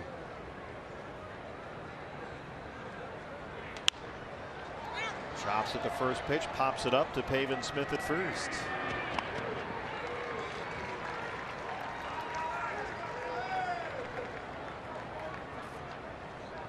2 outs now for the center fielder, Dylan Carlson. Center fielder. Cardinals a little Dylan banged Carlson. up. We showed you all their injuries at the top of the show. They just got Tyler O'Neill back before the game today. They are still missing their outstanding defensive outfielder, Harrison Bader, who's on the injured list. Their shortstop, Paul DeYoung, is out as well. They've missed a whole bunch of pitchers. No Dakota Hudson, he's still recovering from Tommy John surgery. Miles Michaelis is out. Mike Schilt, the skipper, missing 2 big bullpen pieces as well. Jordan Hicks and Andrew Miller all out with injuries. So the Cardinals have had their share, certainly, and they're leading their division, tied with the Cubs. And St. Louis has played a lot too. They are on day 7 of a stretch of 17 games in 17 days. That is their second 17-day stretch this year. Right. But it hasn't slowed them down too much. 1-2 on Carlson.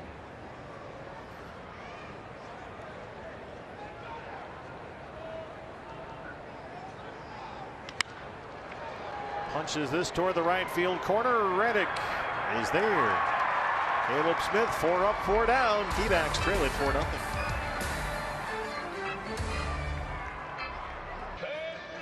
Diamondbacks trying to snap a 10-game losing streak, but they have been no hit through 5 by St. Louis right-hander Carlos Martinez.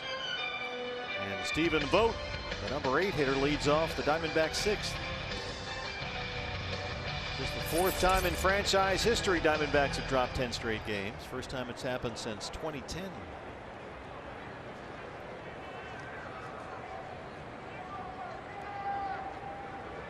Martinez tonight retired the first 9 batters he faced, 6 with strikeouts.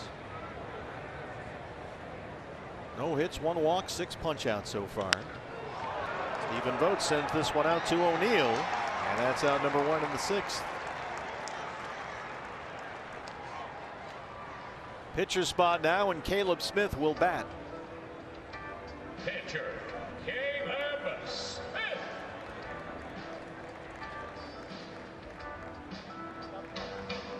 His eyes are cold and restless. He's almost still. Always wonder what's going through a pitcher's mind right there. We had a real good look at Caleb Smith. He doesn't get to hit very often. Facing a guy that has a no-hitter going in the 6th inning. Wreck it. Yeah. Oh, my.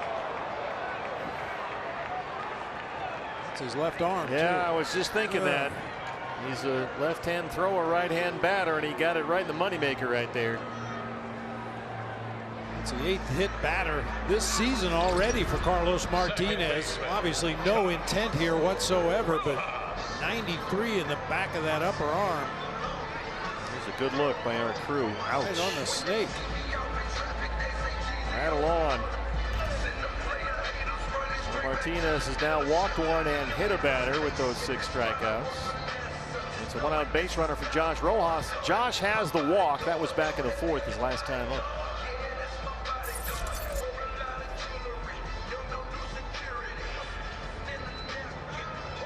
Now they're going to go out there and slow things down for a moment here. Martinez has been pitching like a young man who's all hopped up on sugar. He's had too many sweets. He's been bouncing around out there. A lot of energy. And we'll see what this does to the rhythm.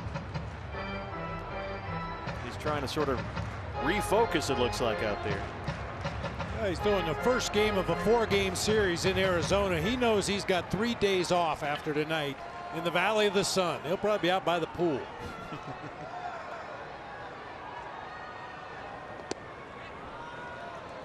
Cutter is low.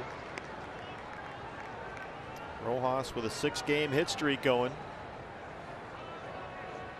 Josh had a good night last night. 3 hits, knocked in 2 runs.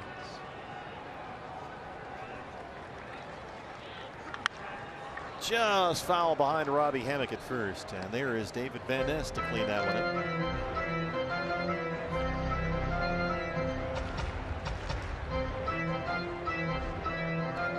75 pitches for Martinez, 49 strikes.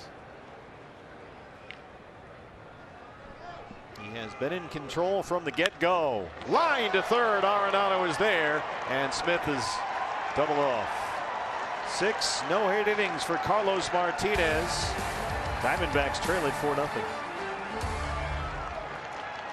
Real loans for real people living real lives. Nova Home Loans. We've got this. Well, Carlos Martinez, Cardinals right-hander, has got a no-hitter through 6. Paul Goldschmidt will lead off the 7th for St. Louis against the lefty Caleb Smith.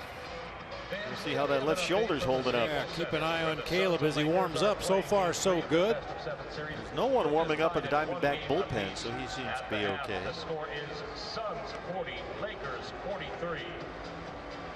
Caleb has retired all 4 batters he's faced. He came on to strike out Justin Williams with the bases loaded to end the 5th in relief of John Duplantier, and then worked a 1-2-3-6. And Goldie will lead off the 7th. He has drawn a bases loaded walk, doubled, and scored a run tonight so far. 1 for 2. Yeah, this is the sharp end of the stick, as you like to say. Goldie, Arenado, Molina, and O'Neill if you get down that far.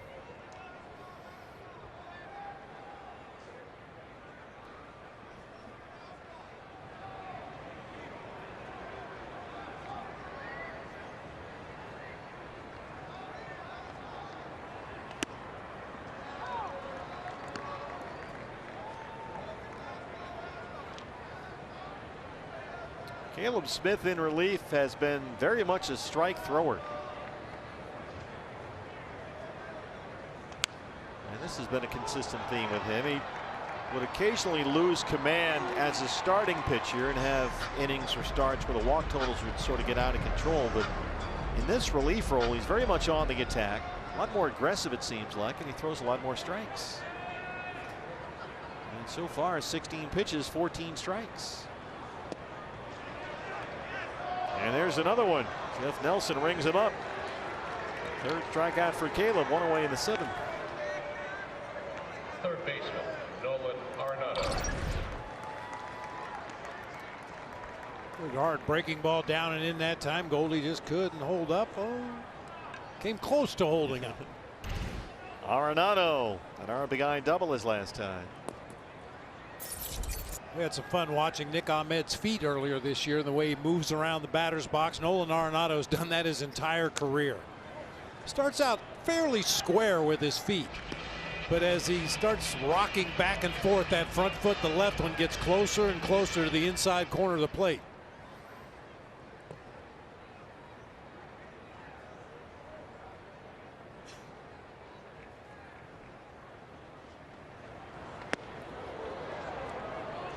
Move the feet that time. Yeah. Arenado was a shortstop and a catcher in high school, Lake Forest, California. He was committed to play college ball at ASU. That would have been something, but was a 2nd-round pick by the Rockies in '09, and so he signed to play professionally. And he's bidding for another extra base hit right here. Arenado will hang on and get back to first. It's a 1-out single. Tomorrow, game 2, D-backs and the Cardinals. Mad Bum on the mound. D-backs live pregame show comes your way at 6 o'clock on Bally Sports. Well, the good news with Mad Bum starting tomorrow, you'll have another bat in the lineup. Lord knows the Diamondbacks need some offense. Yeah. Well, Molina's had a good night. Singled twice, scored a run. He's had a very lively bat this year.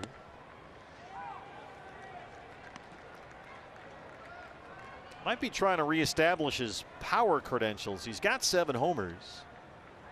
His strikeout rate has spiked way up. Fly ball percentage is about double what it was last year. So he seems to be trying to get it up in the air a lot more often and launch a few.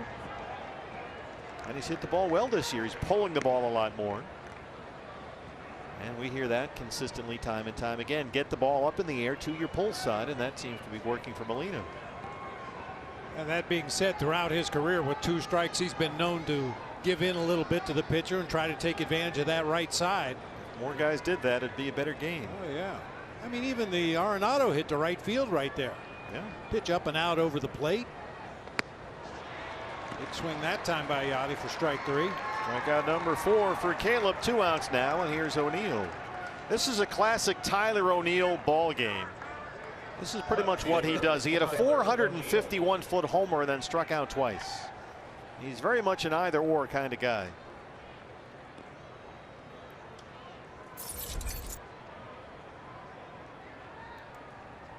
Just off the injured list earlier today. He'd been out with a fractured middle finger on his left hand. Hit one off the scoreboard back in the second against John Duplantier. It was O'Neill's second tenure on the injured list this year. He missed 10 games in April with a right groin strain. They'll overload that third base side against him.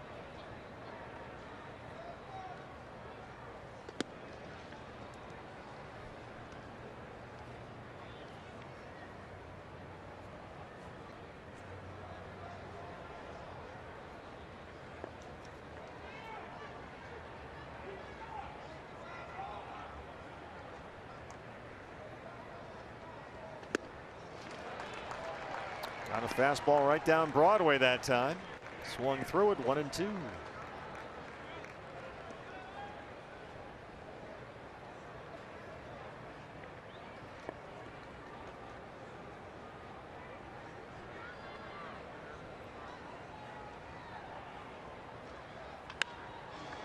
Minor league resumes are a little suspect, but O'Neill's got a good one.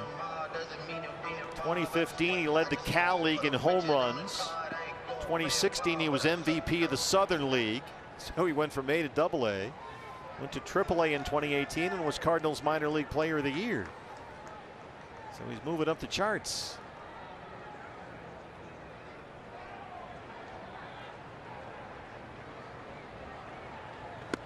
And he strikes out for the third time tonight. Caleb Smith gets 3 punch-outs in the inning, 5 for the ball game. D-backs down 4-zip. They got there. Molina started off the second against John Duplantier with a single. Then O'Neill hit one 451 off the scoreboard. It's our Gila River game summary. That made it 2-0. 2 outs in the inning. The pitcher Martinez dunks one out there. Edmond follows with an infield single. Couple of walks. One with the bases loaded made it 3-0. Arenado an RBI double after Goldie in the 5th. All this off John Duplantier. Made it 4-0. In the meantime, Bob, Martinez has been dealing.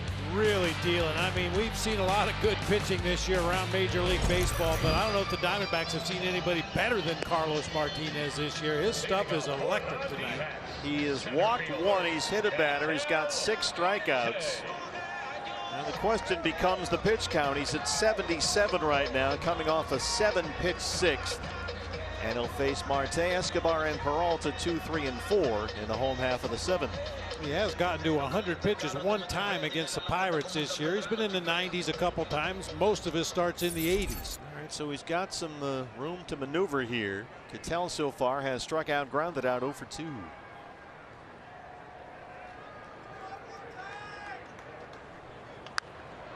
That'll get out of play. There have been 10 no-hitters in Cardinals history.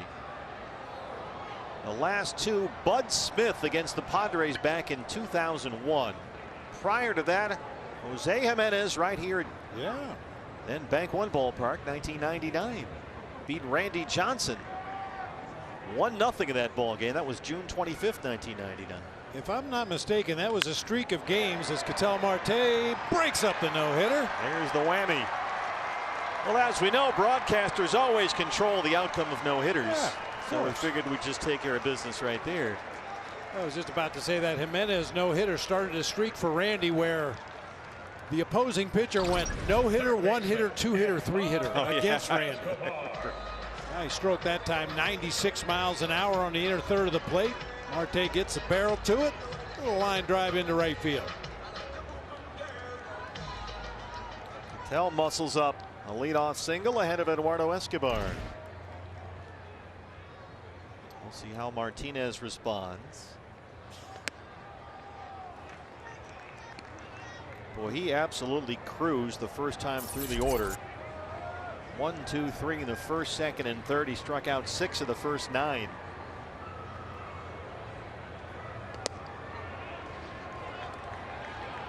6th strikeout, the 900th of his career.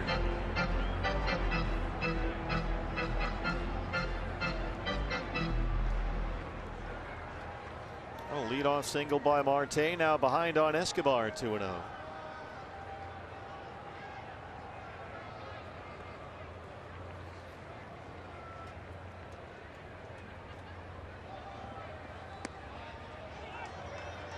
Cutter's in there for a strike.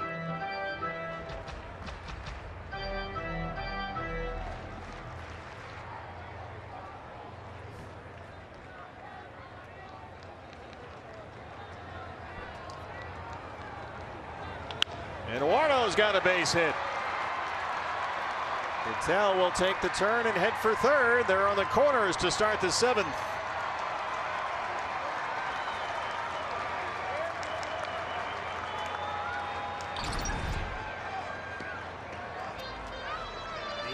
Inside corner. Eduardo jerk pulls it down into that right field corner. Good to see Ketel Marte going first to third on a base hit. Yeah.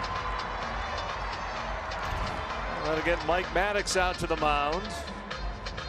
Keep in mind the Cardinals bullpen, while still performing very well this year, missing a couple of key arms back there. Jordan Hicks, who throws about 110, and the big lefty Andrew Miller, both out with injuries. Miller might be back by the end of the weekend. They're not sure. But they were a little short-handed back there. Well, they've had 3 guys that have really been dealing out of their bullpen. Gallegos, Reyes, and Cabrera combined for a 1.47 ERA. However, the rest of the bullpen is combined for a 6.43 ERA. Genesis Cabrera, the left-hander, starts to get loose for the Cardinals as Maddox makes the mound visit. Now, the 3 guys I mentioned, Gallegos, Reyes, and Cabrera, all pitched in the ball game yesterday through 4 scoreless innings out of the pen. Well, here's a bat they need to get going. David Peralta's been a little quiet lately. 0 for 2 so far today. Down to 264 on the year. Ketel is at third. Escobar is at first with nobody out.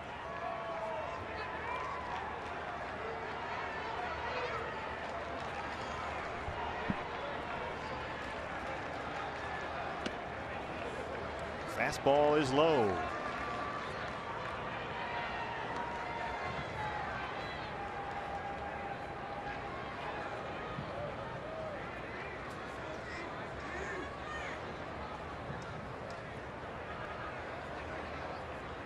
Three straight lefties up now after the 2 switch hitters, Peralta, Smith, and Reddick coming up. Lefty warming up for the Cardinals.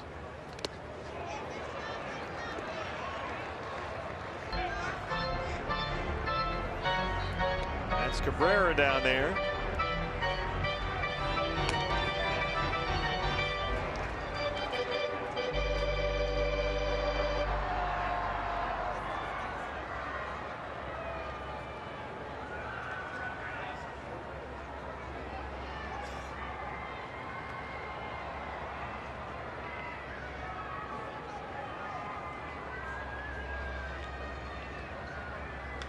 David sends the 2-0 out to left. O'Neill won't get there, and that's off the wall. Here comes Escobar. Marte is home. Eduardo coming in. The freight train's got a 2-run double. I think they're going to say fan interference here. Yeah, I they think might have you're reached right. over and grabbed it. It looked like a glove came over the yellow stripe out there in left field. I think they're going to send Escobar back to third base here. Good to see David finally barreling a ball up to left field. Over the head of Tyler O'Neill, and you'll see a fan right there. Yep. Don't do that, please. For the time being, that cost a run. That cost us a run. So Escobar does indeed have to go back to third. Costs Peralta an RBI. Will Novello get any explanation now? Mike Estabrook with his back to you, the plate umpire. Let's see if they want to try and maneuver something here. Jeff Nelson, the crew chief, is coming in.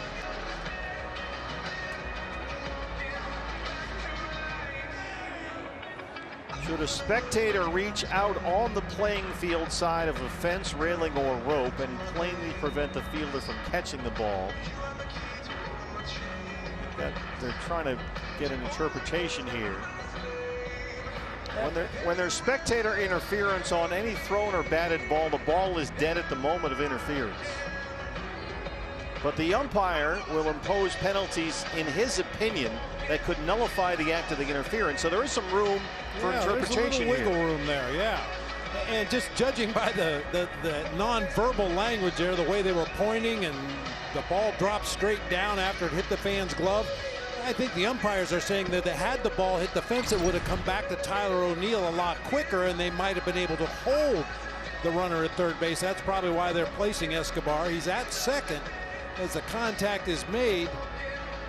And then the ball drops straight down. O'Neill's got to run all the way out to the fence to pick it up, and I think that's the umpire's contention, that had the ball hit the fence and come back to O'Neill.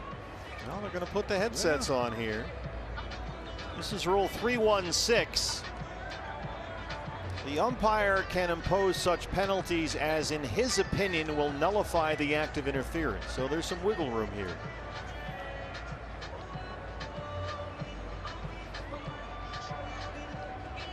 Spectator interference is subject to the manager's challenge.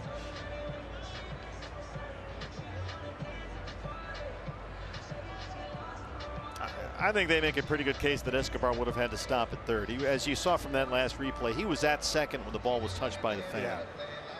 And we encourage you to wear your D-backs jersey. We encourage you to bring your gloves. Just please don't reach over the railing.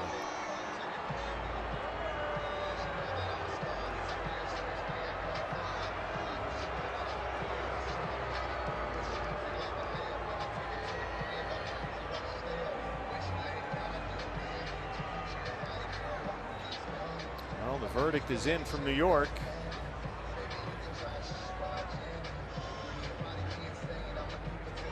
Yep, they're going to put him back at third, and the interference call will stand, and now Torre will get an explanation. Mike Schilt will make a change. He's already signaled to the Cardinals bullpen. Well, 3 straight hits open up the Diamondbacks' 7th. The run is in. Martinez is out of the ball game. He hit the wall here in the 7th. And we'll take a break. Diamondbacks down 4-1, threatening more. Back in a moment.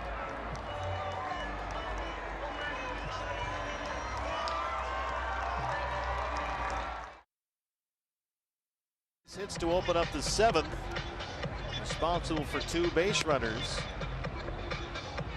And with a parade of lefties due up for the Diamondbacks following the Peralta knock, you've got Pavin Smith and Josh Reddick coming up. So Mike Schilt will go to his bullpen for the left-hander. Genesis Cabrera, our Alaska USA Federal Credit Union, calling the bullpen. A 1.82 ERA in 23 appearances, but as you mentioned, Bobby worked an inning and a third yesterday in Chicago. 27 strikeouts in his 24 2/3 innings of work. Well, fan interference cost the Diamondbacks a run. Hopefully they can get that run home. Escobar is at third. Peralta gets a double. He's at second. Nobody out for Pavin Smith, who's 0 for 2.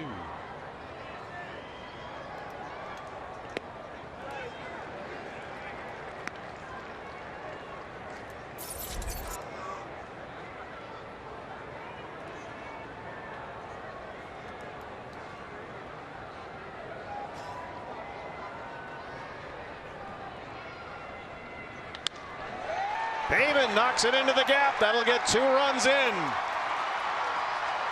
Escobar is home. Peralta's home. Pavin Smith with a 2-run double, and it's a 1-run ball game. 4 straight hits open up the 7th.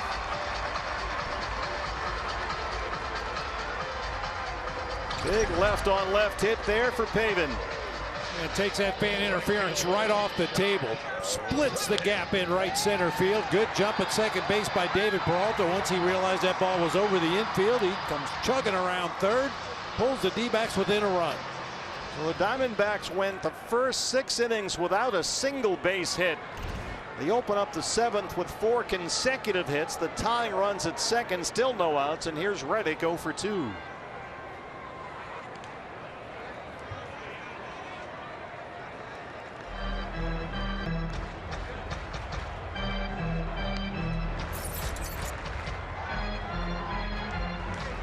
Make it a 7-game hit streak for Pavin now.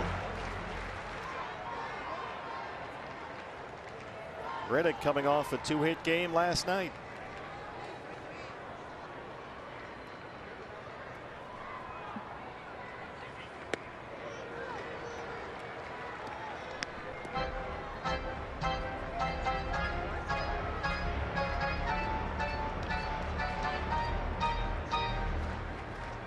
Marte and Escobar in back-to-back singles. Peralta and Pavin Smith back-to-back doubles.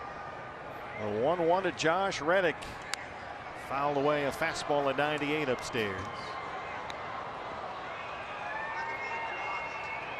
Love to see Josh drive him in from second base, but at worst, move him up to third. Set it up for Nick Ahmed in that on-deck circle. Possibly drive a runner home from third base with less than 2 outs in the inning.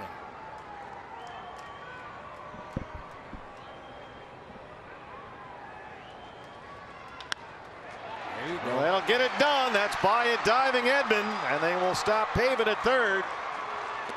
Make it 5 consecutive hits to open up the 7th.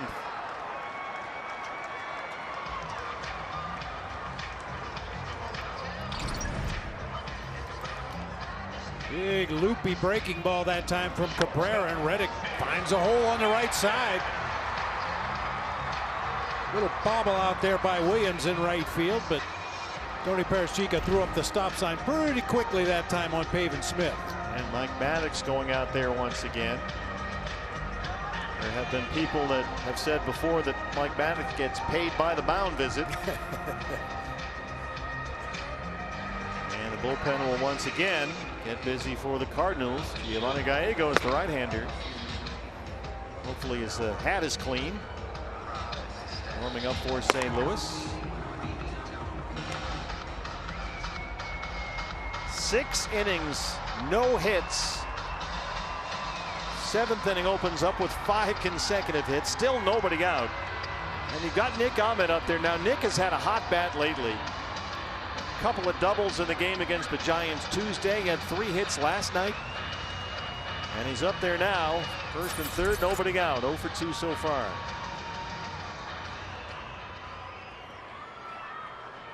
It's one of those rare situations in a ball game where you can actually make 2 outs and still tie the ball game. Obviously, that's not what Nick is looking to do, but the reality is if he just puts it in play on the ground, the Diamondbacks are going to tie this game.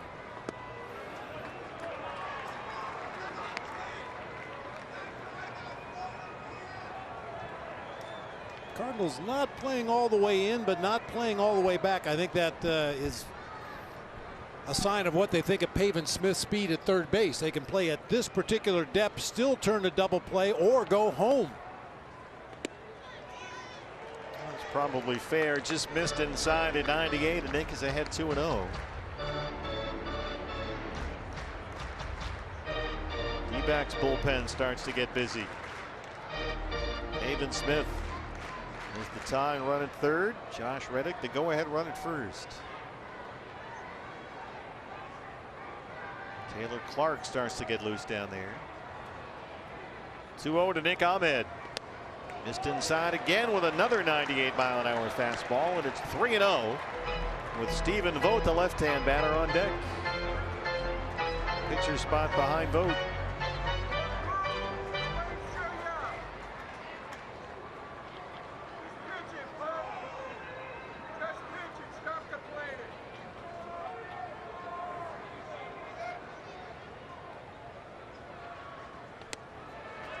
Kept missing inside with a fastball. The first 6 Diamondbacks have reached in the 7th, and they're loaded with nobody out. Vogt will go back now, and Carson Kelly's right-hand bat will come in.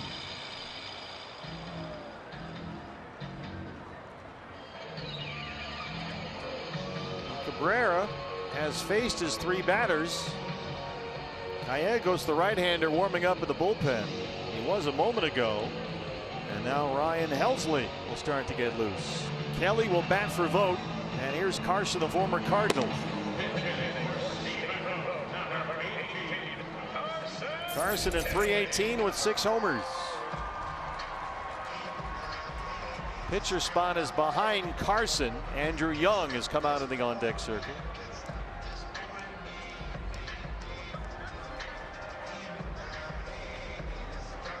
And that's time enough for Mike Schilt to go back to his bullpen for the second time in this inning. Diamondbacks with a furious comeback here. Bases full, no outs, down a run. Don't go anywhere. Came on in relief of Carlos Martinez and did not record an out. He went double, single walk. And now the third pitcher in this inning is on for St. Louis. It's the right-hander Ryan Helsley, who's on to face the pinch hitter Carson Kelly. Our Alaska USA Federal Credit Union called to the bullpen. Helsley last pitched 6 days ago against the Cubs back on the 21st. He took the loss in that ball game, gave up a couple of hits, couple of runs, walked 2 batters in his inning of work. So you got a guy that just pitched yesterday, followed by a guy that hasn't pitched in a week. Carson bats for a vote. The former Cardinal with a chance to strike a blow here. Bases full of Diamondbacks and no outs. 3 runs already home.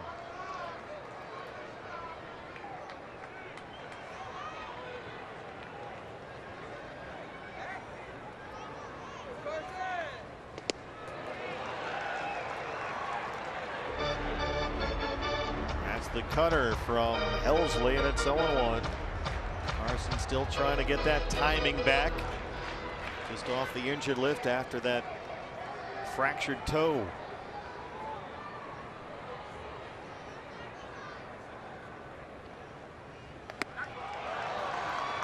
Got the cutter down, then the 98-mile-an-hour fastball up, and it's 0-2. Pavin Smith is at third. Josh Reddick at second. Nick Ahmed aboard at first.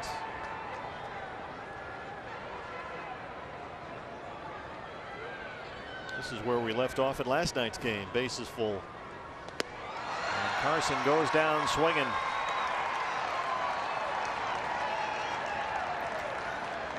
Well, you can just tell Carson is not quite there yet with his timing. He swung right through a couple of pitches up in the zone that the first month of the season he was hitting into the bleachers. Yeah.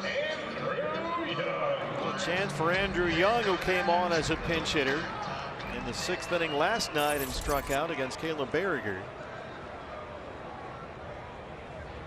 Andrew 212 and 4 homers.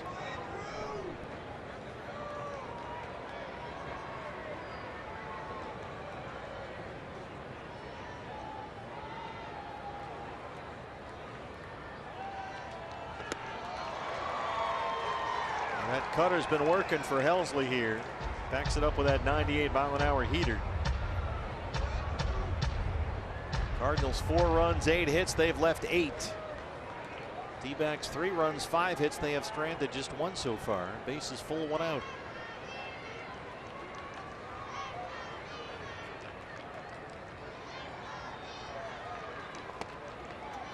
There's the 98, misses down, and it's a ball and a strike.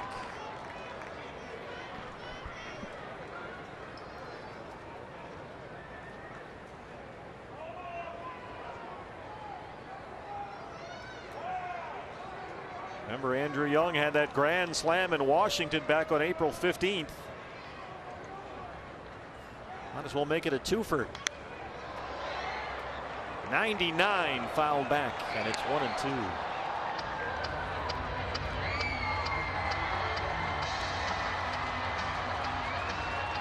Rojas, the leadoff man, on deck. Andrew Young, the 8th man to bat, and the Diamondbacks 7th.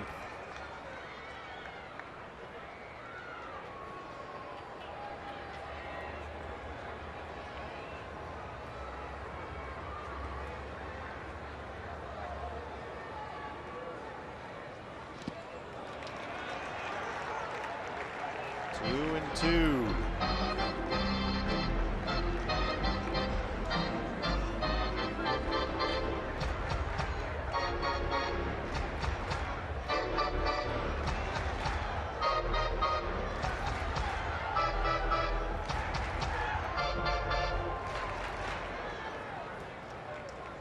This Cardinals bullpen has allowed 45% of the inherited runners to score this year. That's ridiculous.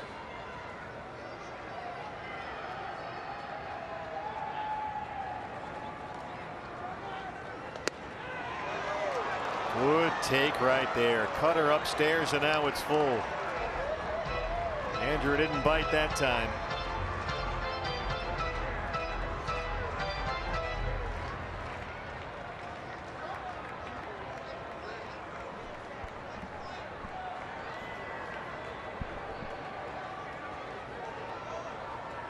Three-two on the way. Got him.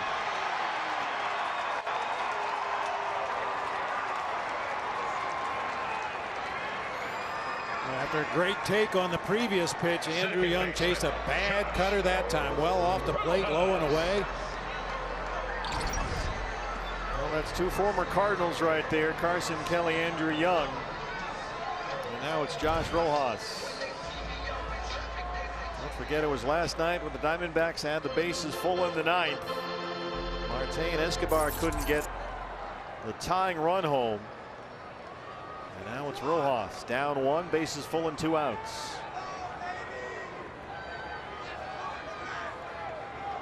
The ninth man at bat in the 7th inning for the Diamondbacks.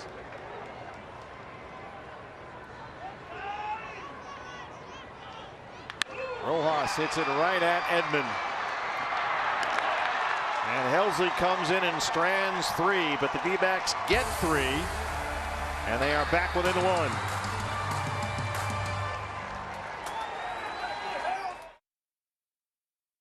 One-run ball game as we head to the 8th inning.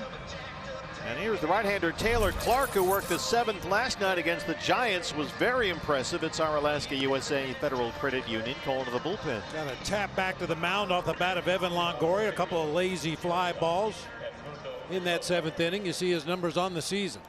Carson Kelly, who pinch hit for Stephen Vogt, takes over behind the plates. A new battery here for Torey Lovullo as Edmundo Sosa leads off the St. Louis 8th.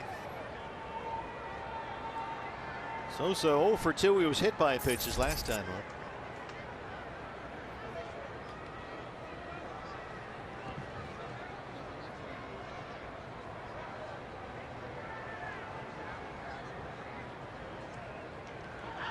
Diamondbacks last night in the 9th inning had bases loaded, 1 out, could not get the tying run home. And now tonight in the 7th, bases loaded, no outs, and could not get the tying run home. Ouch.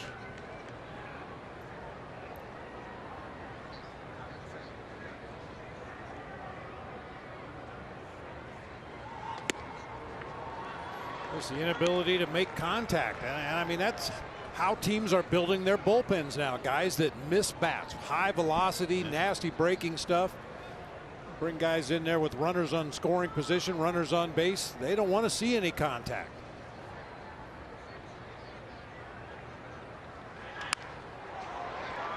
Reddick in right.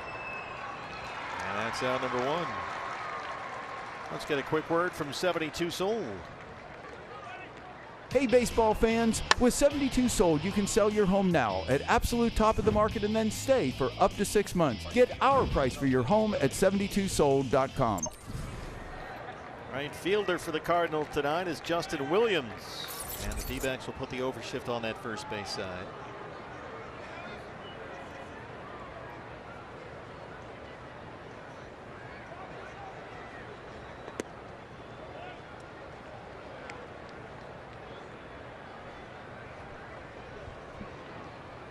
There it is, Rojas at second, back of the outfield grass. Escobar midway between second and third.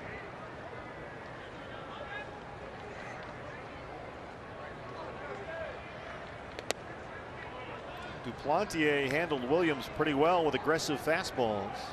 Haven't seen that yet from Taylor.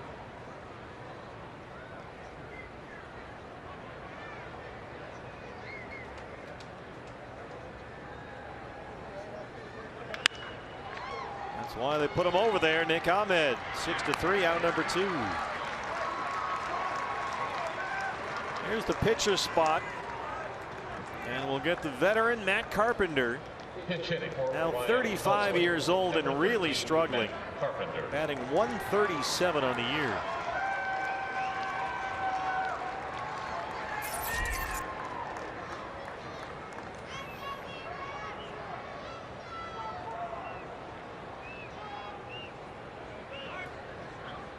Yeah, we've talked about Arenado's feet in the batter's box. We've noticed some different things that guys do at the plate. Tyler O'Neill with the interlocking golf grip. You can see that little half swing that Carpenter takes before every at bat. He chokes literally halfway up the bat when he takes that practice swing. Gets in the box. Now he's ready to go.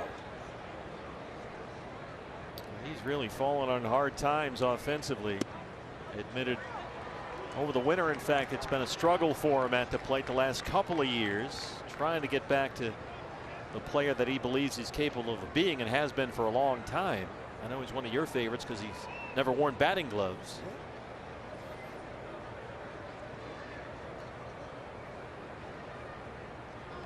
Well, the guys that don't wear batting gloves don't take 45 seconds between pitches to adjust the strap around their wrist. There is that.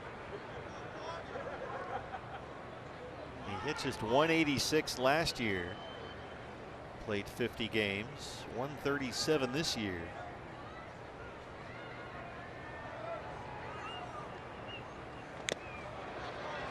'97 from Taylor. And it's 1-2. He's on the verge of his second straight 1-2-3 inning after last night. D-backs in the 8th will have Marte, Escobar, Peralta do up 2, 3, and 4.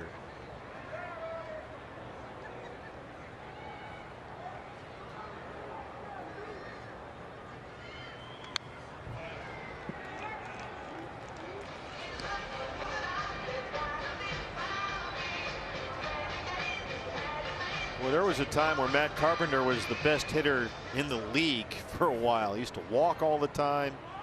3 seasons with at least 40 doubles. He's put up some big home run numbers in some years over the course of his career.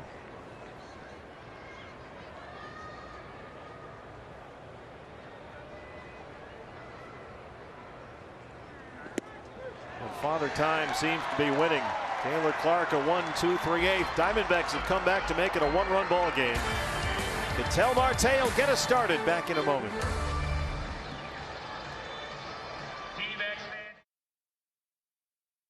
With a big 7th inning down 4-0, back-to-back RBI doubles. David Peralta and Pavin Smith.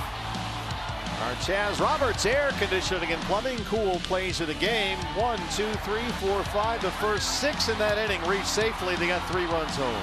Well, the thing I really liked about that inning is after the fan interference delay, the umpires went to contact with New York to see what the ruling was. Throughout that entire delay, Pavin Smith was waiting to take his at bat, got up there and stroked a double of his own. Yeah, so made that interference call a non-factor, which was good to see. But the Diamondbacks left the bases loaded in that inning. Did get the 3 runs across. They make it a 1-run ball game, and now Ketel Marte will lead off the 8th. Against the new pitcher for the Cardinals, our Alaska USA Federal Credit Union call to the bullpen gives us the right-hander Giovanni Gallegos, who worked yesterday against the White Sox in Chicago, and may have drawn, so you may have noticed, I don't know if you did, he had some stuff on his hat. Joe West came over, asked him to remove the hat, and Mike Schilt got ejected. There's been a lot of discussion about extra substances that pitchers are using on the balls these days to get a better grip, and the Cowboy spotted something on the hat he didn't like, and it led to a bit of a fracas. Gallegos had a real good year for Mike Schilt. Fastball slider combination. He throws a changeup from time to time, but the fastball slider about evenly split. Here's Ketel, who singled and scored to lead off that 7th. He starts us off in the 8th.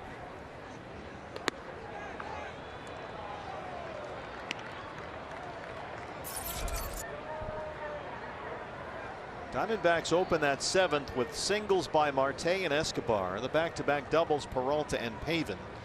Reddick had a single. Ahmed walked. They were loaded with no outs and 3 runs in.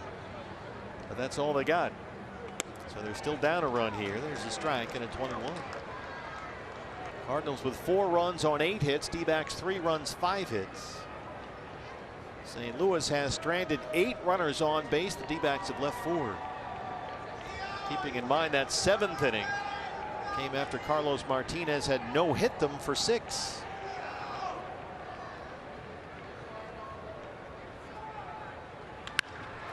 Patel pushes it over to that side. Sosa makes a terrific play, but Marte's aboard, running on that bad hammy. And there's your tying run. I mentioned it earlier when Cattell went first to third on a base hit. Good to see him running hard again. We didn't know if he was just throttling back because of the injury or whether he couldn't extend, but easily beats that throw to first base that time. Well, that's how we started the 7th with a Cattell Marte single. We followed that with an Escobar single, and now here's Eduardo in the 8th.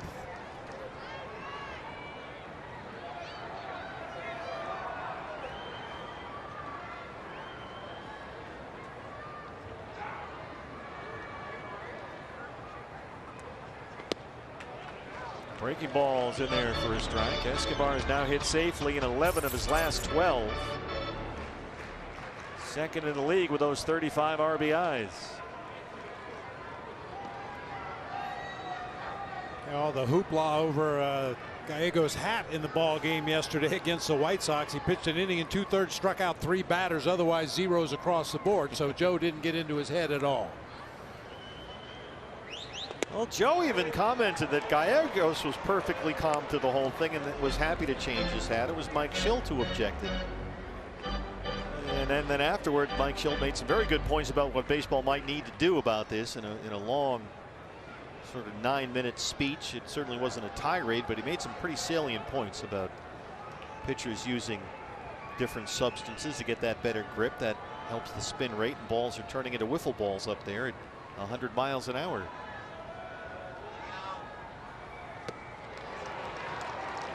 Pretty good slider right there, 1-2.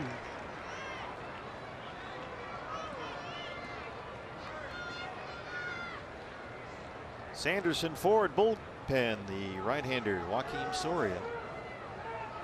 Cardinals have the top of the order due up in the 9th.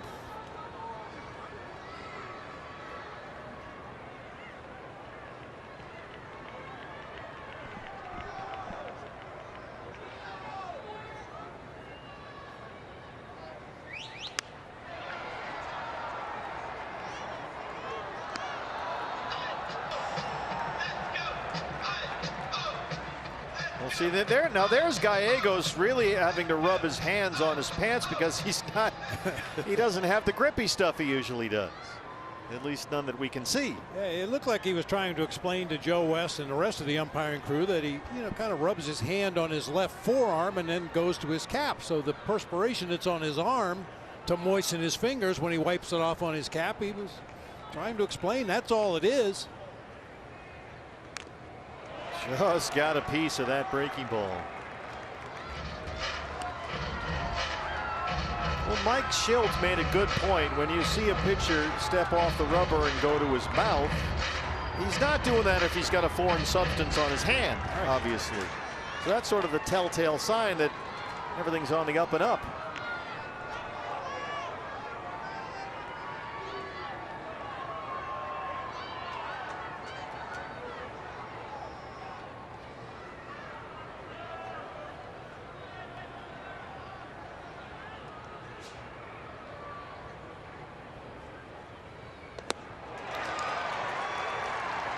Here's the old problem with Eduardo, that high fastball, and that's out number 1.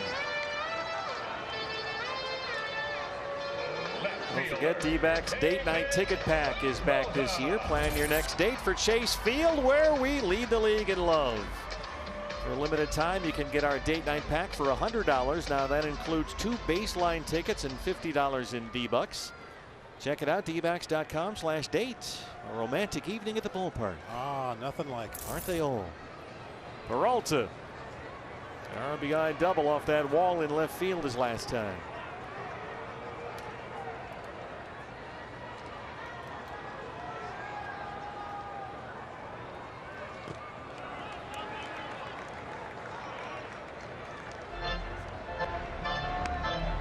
Robbie Hammett coaching in first. There's the tying run. Cattell Marte, 1 out in the 8th.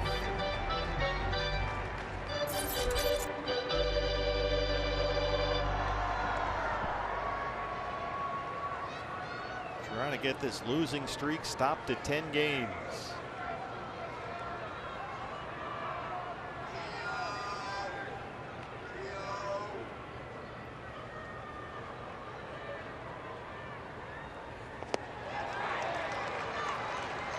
Tell you what, that Gallego slider is a problem. That's a real downer. Throws it hard.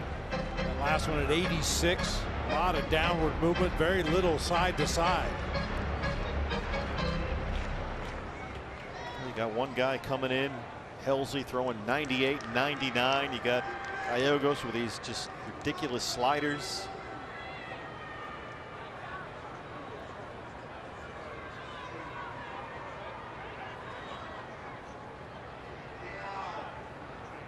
That's without Hicks, who throws 102, and Miller, who's just lights out and has been for years.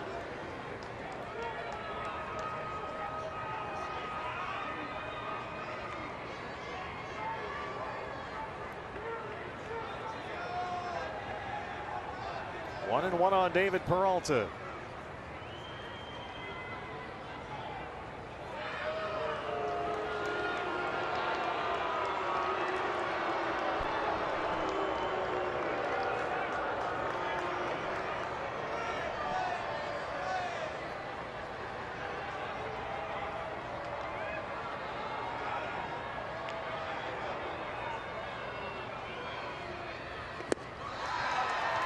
'96 with a fastball, and it's a ball and 2 strikes.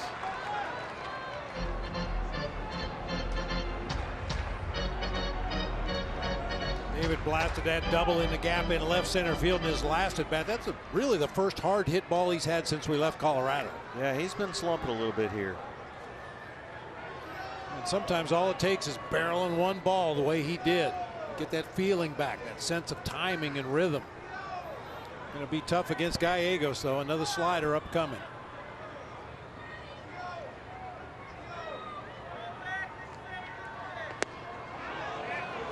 Doesn't bite. He's back even. 2 balls and 2 strikes. Haven Smith would be next. A 2-run double his last time up.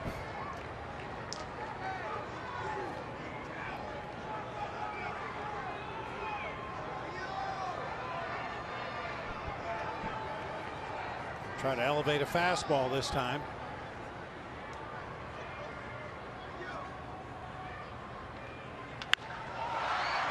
Skies it to center for Carlson. Patel will not tag. He'll hold. That's out number 2. And here's Pavin.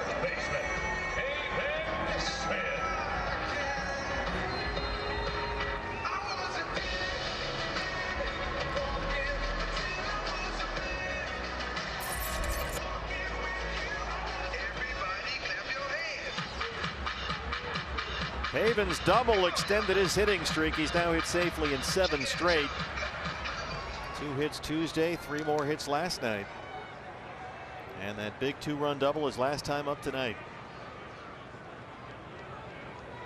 That was one of the harder balls we've seen Pavin hit recently. He stroked that ball to his pull field that time in right center.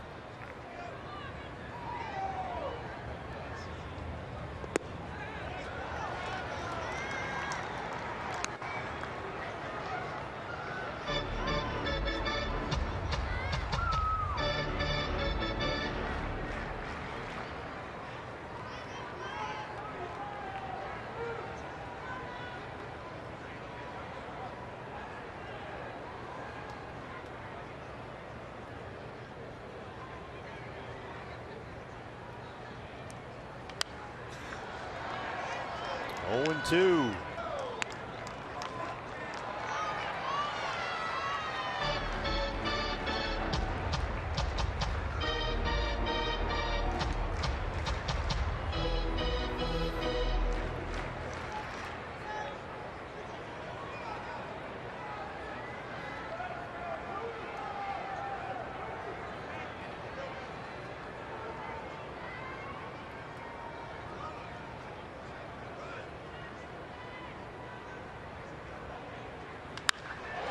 Haven hits it deep to left center.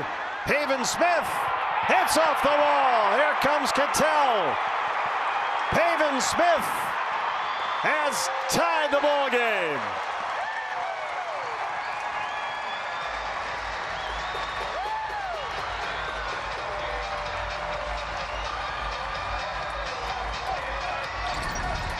Couple of blasted doubles for Pavin Smith tonight. One to the gap in right center, this one to the gap in left center.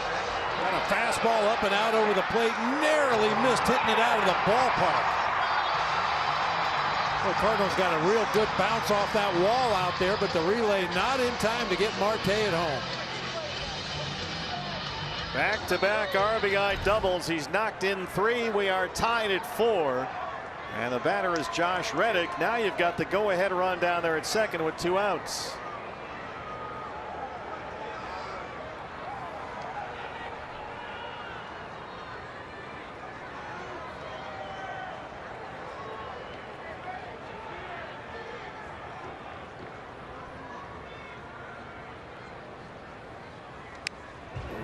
Good swing. Right on now. Base hit with 2 outs and a runner in scoring position. That hasn't happened for a while for the Diamondbacks. The last time it happened was last Thursday at Los Angeles. A 6-inning home run by Eduardo Escobar. Oh, I know there's nothing you'd enjoy more than some tacos tomorrow. Oh, yeah. Tacos for the win.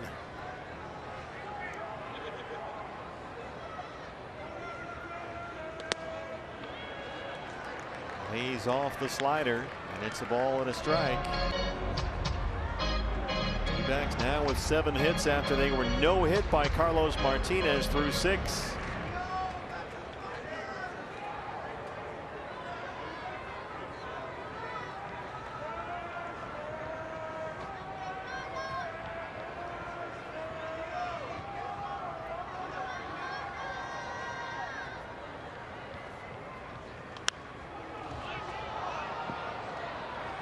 Once again, with Ketel Marte running the bases, I was watching Tony Paraschico the whole time on that Pavin Smith blast off the wall in left center, and Tony was waving him all the way. Ketel never broke stride. Looked good coming from third to home.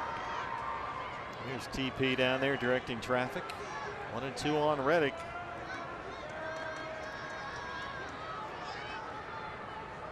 Base hit can give the D-backs the lead.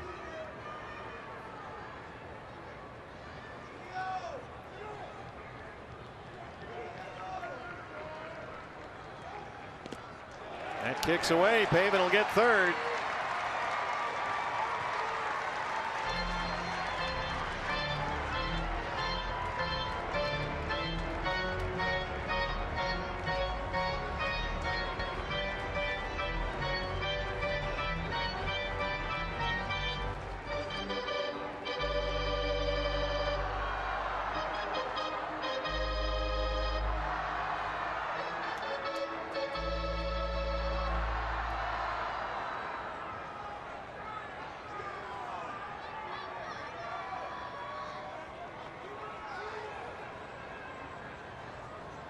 Two and two on Josh Reddick.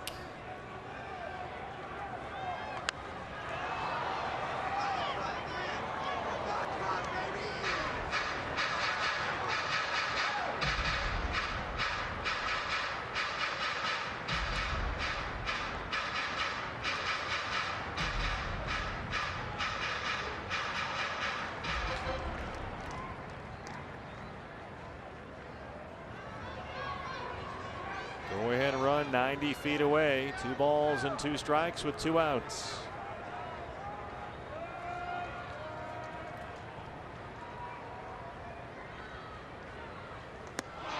Chased a high heater and strikes out, but the Diamondbacks get the equalizer. We head to the 9th inning at Chase Field, all tied at 4. Smith. He makes it a 4-4 ball game. How about Pavin? A 2-run double in the 7th and an RBI double in the 8th with 2 outs that tied it up. And now we go to the 9th inning.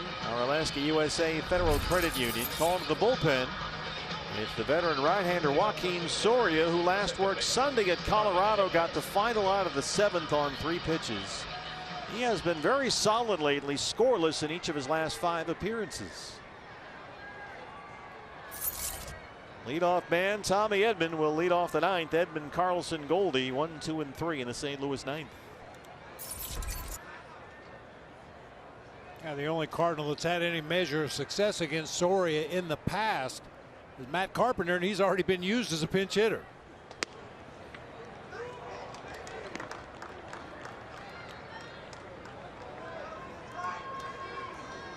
Edman singled in the second. He's 1 for 4.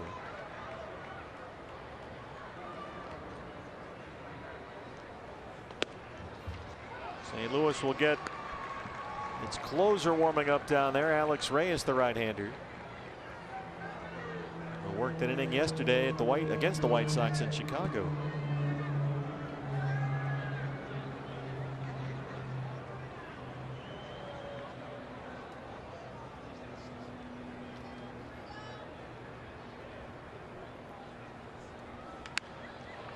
Jammed him that time along the first base line.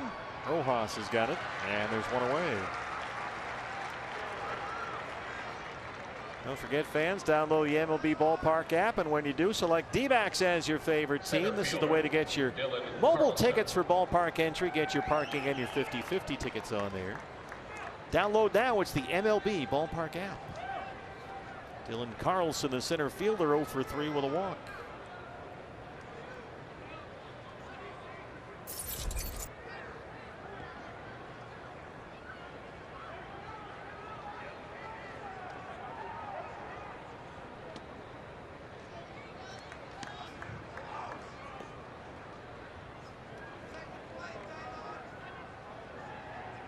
There's Reyes, who's been outstanding this year at the back end for St. Louis.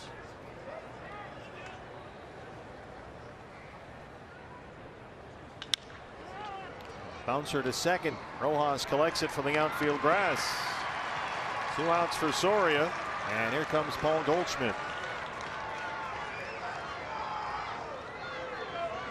Goldie walked with the bases loaded in the second to force in a run against John Duplantier. He doubled and scored in the 5th. Goldie and Arenado back-to-back doubles to knock in the 4th St. Louis run.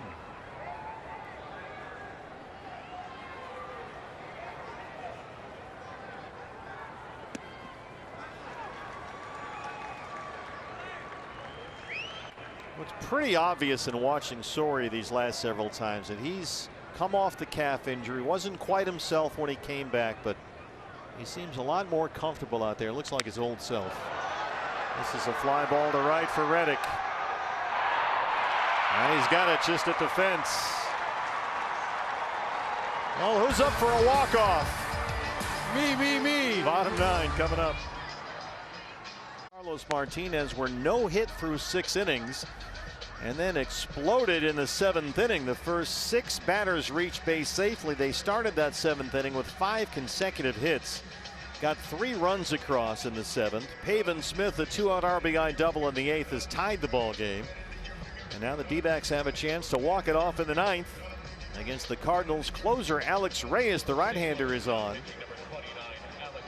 He will face the bottom 3rd of the Diamondbacks order. Nick Ahmed, Carson Kelly, and the pitcher spot 7, 8, 9. The Alaska USA Federal Credit Union called to the bullpen. How about a 0.69 ERA in 24 appearances? Yeah, remember what we talked about in the breakdown. Swing at strikes. 26 innings of work for Reyes. He's walked 23 guys. However, he has struck out 36. Make sure it's in the zone.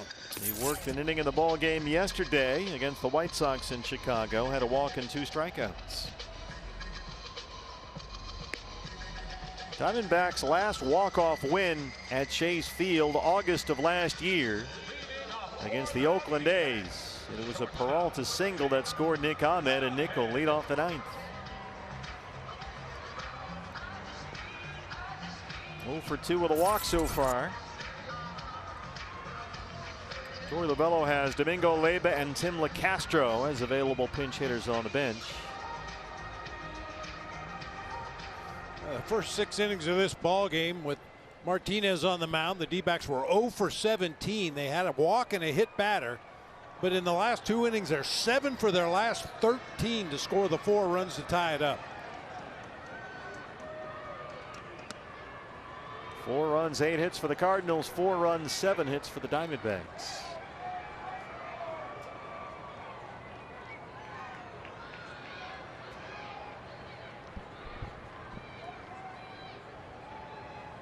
Nick has had 5 hits in his last 2 games, 0 for 2 with a walk so far tonight.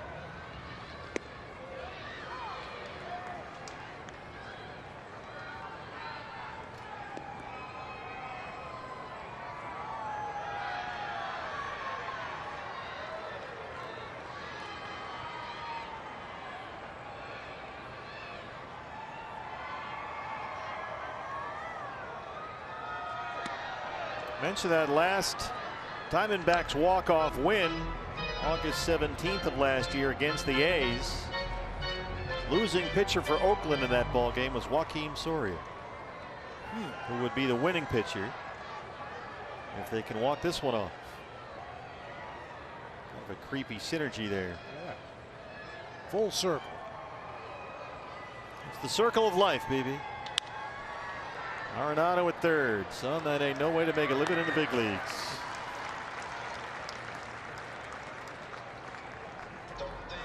There's Carson. Wouldn't he like to be the hero against his former ball club? Yeah, you know he would. Catcher Carson Kelly.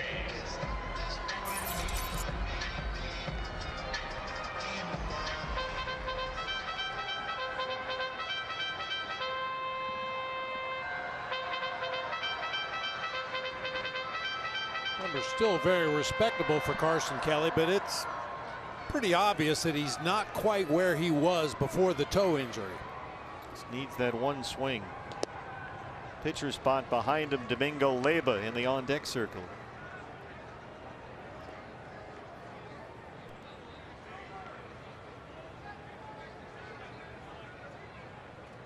Leyba still looking for his first base hit this year.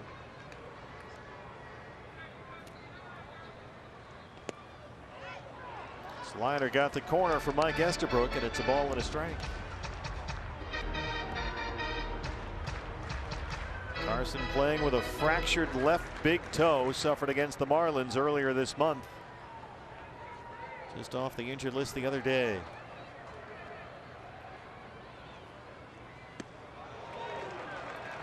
Threw a curveball up there at him, and it's 1-2.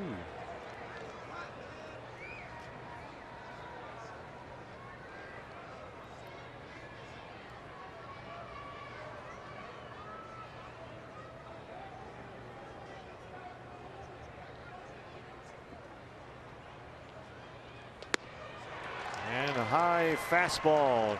2 outs in the ninth, and it's Leyba's turn.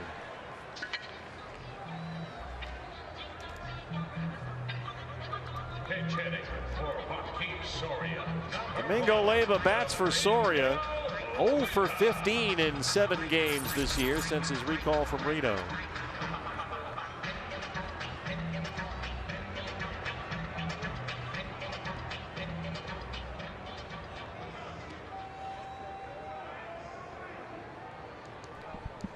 Stefan Crichton starts to get loose now in the D-back bullpen as they bat for Soria.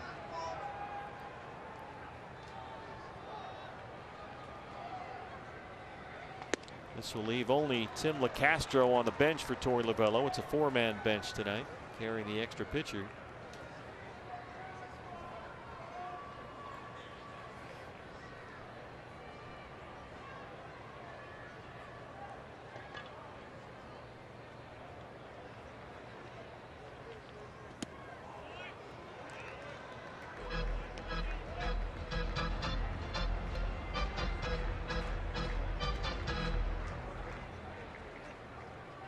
Dodgers have beaten the Giants again. That's a final in LA. It's 4-3. After the Dodgers swept 3 at San Francisco last weekend. Padres losers in extras in Milwaukee 6-5.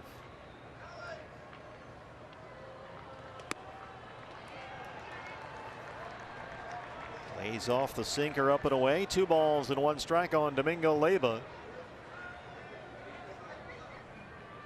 Against Cardinals closer Alex Reyes.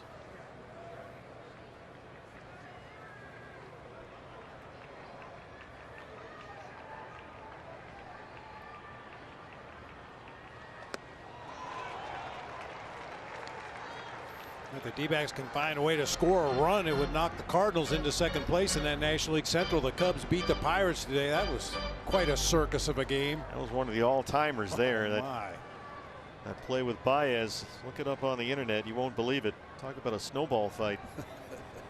St. Louis and Chicago both 5 over 500 right now at 27 and 22, dead even atop the NL Central.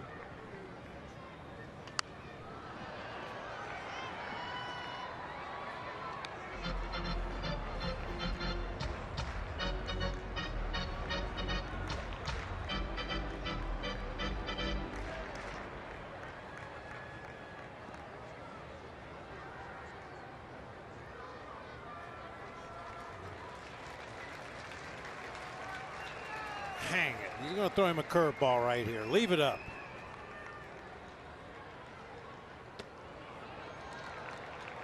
Well, he's worked it full 3-2. Rojas would be next.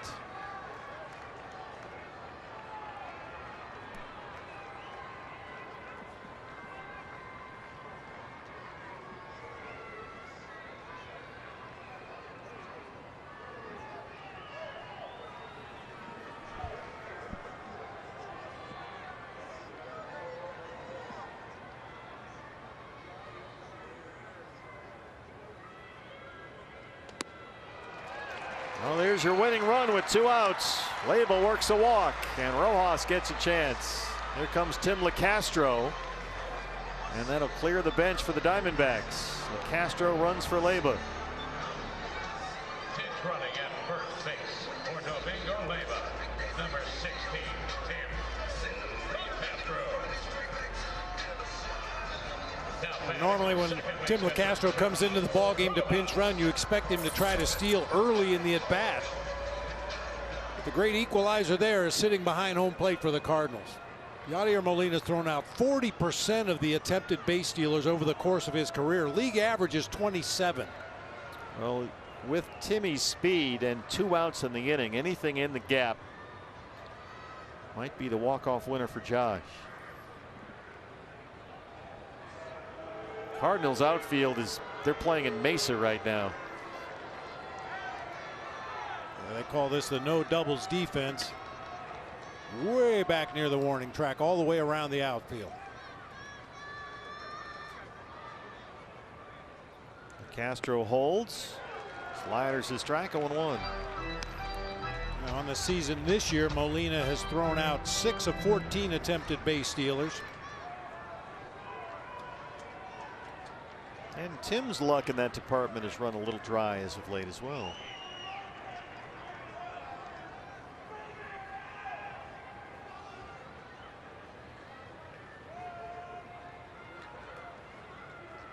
Still holding. Fastball missed away. It's 1-1.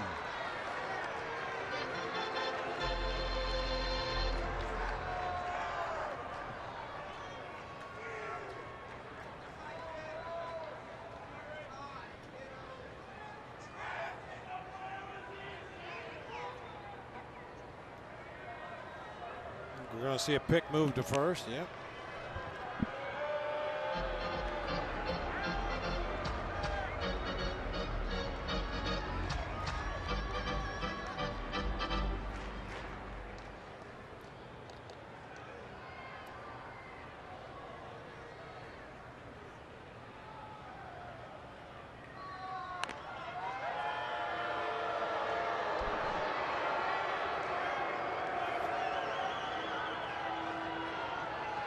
Cat and mouse.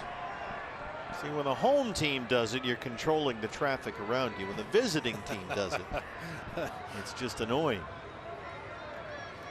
Stalling.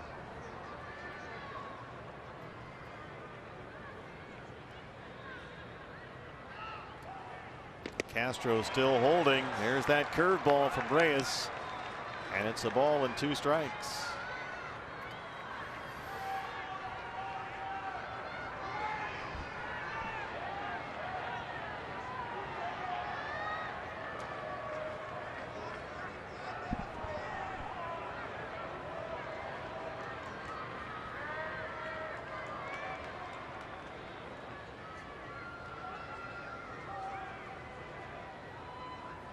There goes LeCastro.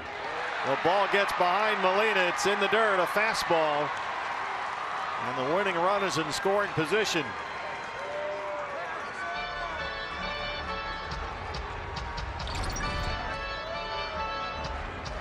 He wanted the pitch up and away from Josh Rojas. It was down and in. Didn't make the play cleanly. You see the fake out there by Sosa to make sure LeCastro didn't get up and try to go to third base as that ball was rolling toward the backstop.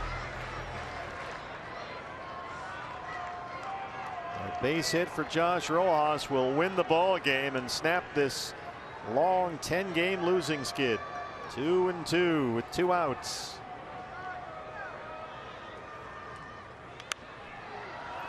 And after playing with their heels on the warning track with LeCastro on at first and 2 outs, Cardinals outfielders are now at a normal depth where they think they could possibly throw him out at home on a base hit. Well, the second straight night we've had bottom of the 9th inning drama here. And the D-backs having a chance to win the ball game. Couldn't quite get it done last night against the Giants. A chance here tonight in the opener of a 4-game set against the Cardinals.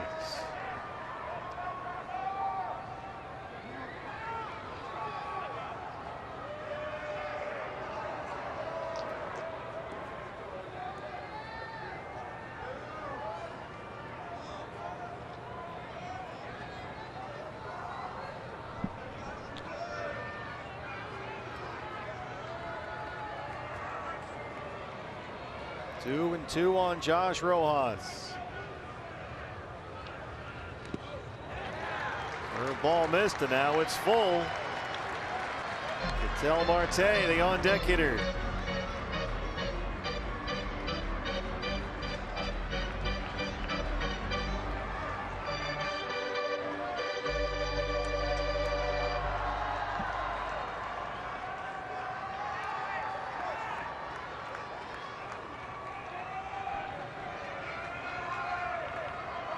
Two to Rojas. Up the middle. Sosa behind the bag. And we'll go to the 10th, tied at 4.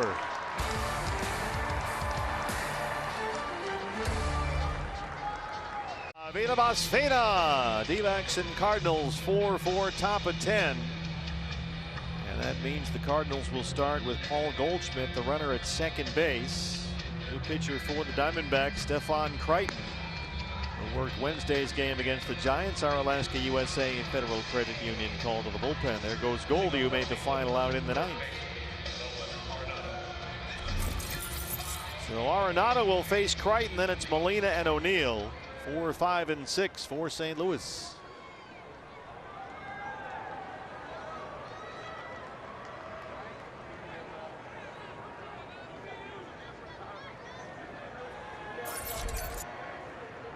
Arenado, a pair of hits in this one, an RBI double and a single.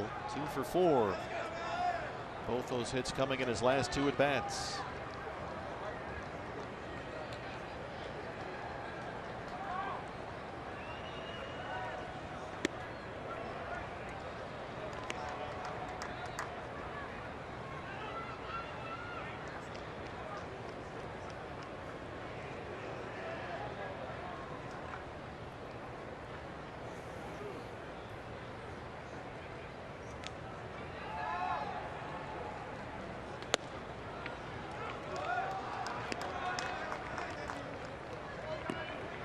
Couple of sinkers off the plate inside.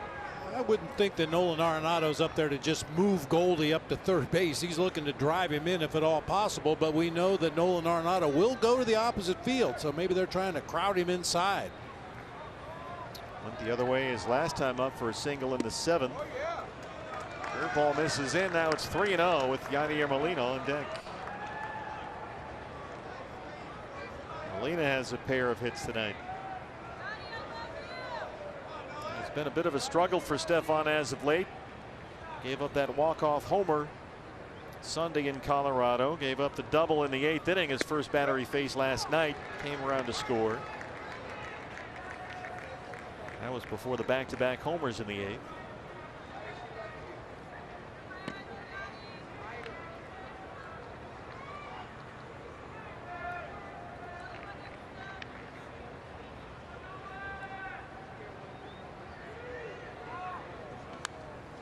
The Diamondbacks added Ryan Buchter, the veteran lefty, to their bullpen before the game today.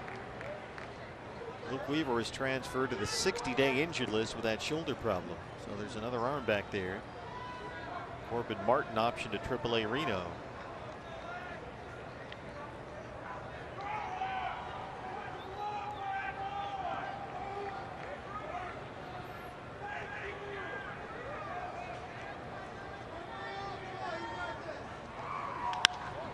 On the ground right to Nick Ahmed. Goldie has to stay put, and that's out number one.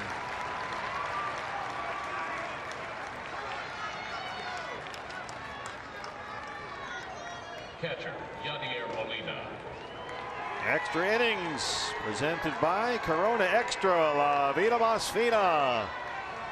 And here is Molina, who has singled twice and scored a run. He's 2 for 4. 4-4 in the 10th.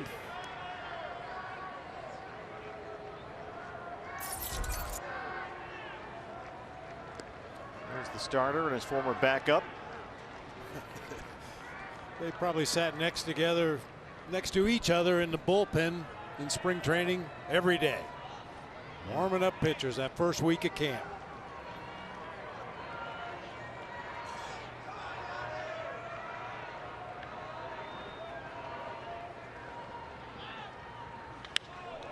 Hard to third and by Escobar. This will get Goldschmidt home.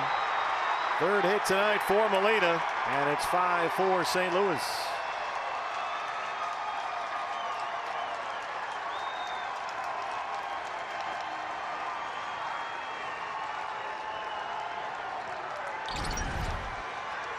Look at Yachty step in the hole. He really was looking to pull that sinker down that third base line. He was paying attention in the on-deck circle during Nolan Arenado's at bat, saw that sinker bearing in, and he cheated to get to it that time, able to keep it fair.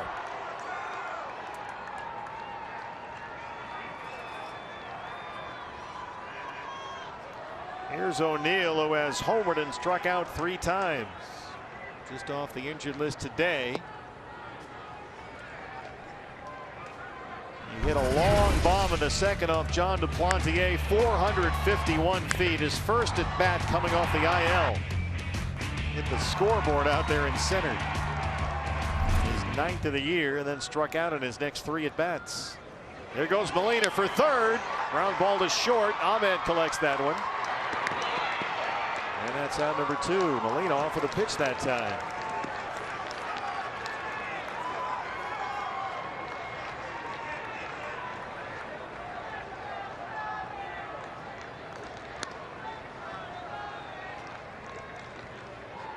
He had a broken bat right there. Edmundo Sosa. There goes Yachty. Estevan just didn't even give him a look that time. Once again, that's something you can, if you pay attention in the on-deck circle and when you're in the hole or if you're on the dugout, just watch what that pitcher's doing out there on the mound, and when you get out there and have an opportunity to make something happen, get down.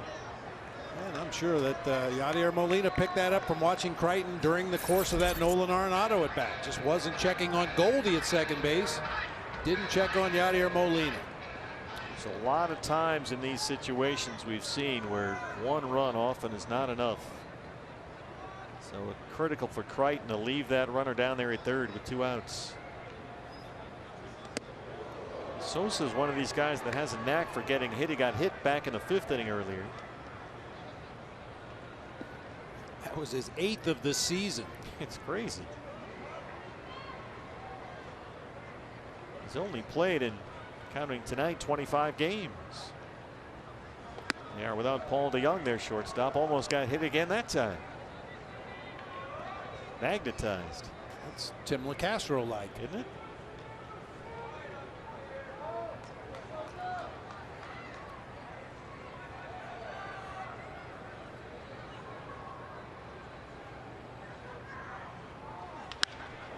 One more time for Nick. D-backs need at least one. 5-4, bottom 10 on the way.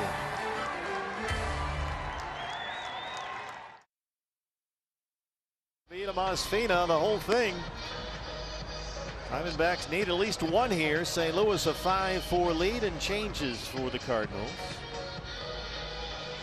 Ketel Marte will lead off the bottom of the 10th. Josh Rojas, who made the final out in the 9th, will start at second base. New pitcher, the right-hander, Daniel Ponce de Leon. Our Alaska USA Federal Credit Union calling to the bullpen. We've seen Ponce de Leon as both a starter and reliever with the Cardinals. There's a new left fielder as well. Lane Thomas is out there. He replaces Tyler O'Neill. And I believe that's it. I think you're right. I think that's all. So Ketel will get it started. 2, 3, and 4 due up in the home half of the 10th.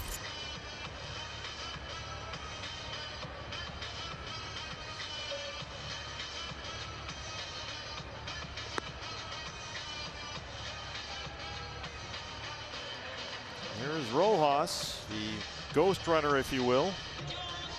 Running at second base for the D-backs, number 10, Josh Rojas. And Marte will lead it off. Ketel has singled and scored in each of his last 2 at-bats. He's 2 for 4 tonight.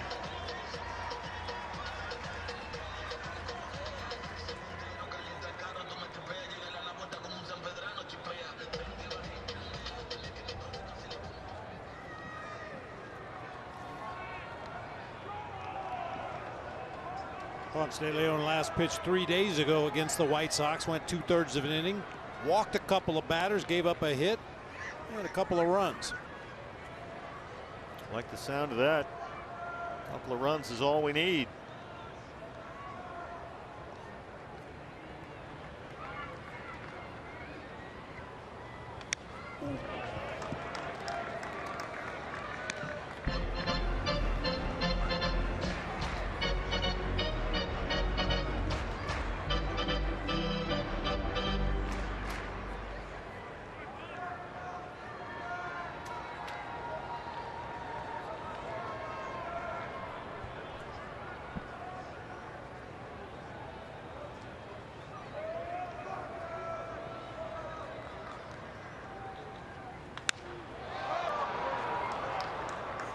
Have you become a fan of this extra inning runner at second deal? Yeah, because I'm not a big fan of 18-inning games. I don't know anyone that is, really. Yeah, I mean, it's immediate tension right away. You've got to execute pitches. You've got to execute your swing at the plate. The base runner's got to be on his toes out there at second. The defense has to be aware. I mean, the Cardinals outfield playing very shallow once again, giving themselves a chance to possibly throw Rojas out at home plate on a base hit.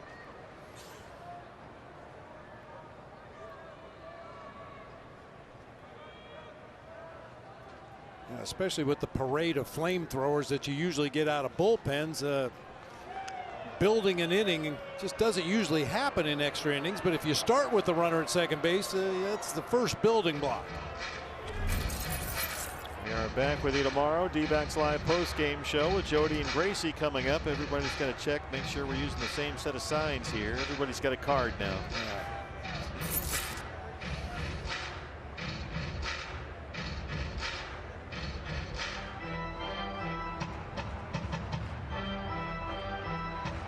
The great thing about this setup is that, you know, it's not a penalty shootout. There's no penalty kicks. It's still baseball. You're still playing the same game.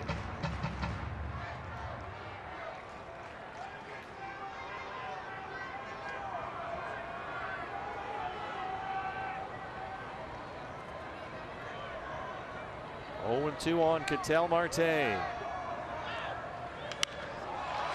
Pokes it the other way. Thomas just in the game near the warning track, and he's got it. Rojas was halfway to third. He'll have to hustle back. And a nice running grab out there by Lane Thomas. Especially because I had just said the outfield was playing in, anticipating a possible base hit and a play at the plate. Ketel just kind of chops at that ball toward the opposite field, but Thomas had to turn and retreat all the way to the warning track to make that play. Pretty good poke the other way by Ketel. Escobar now. Eduardo 1 for 4, a single in the 7th. Joe Mantiply starts to get loose now in the Diamondback bullpen.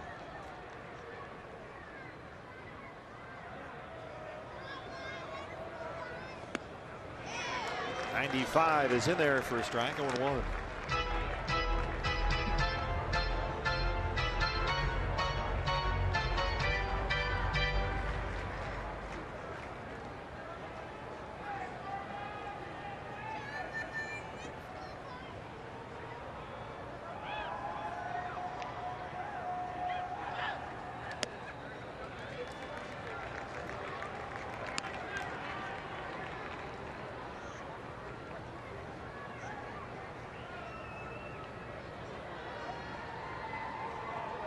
Escobar among the league leaders in RBIs.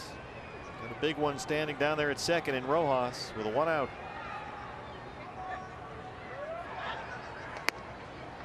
Missed away again. 2 balls and 1 strike.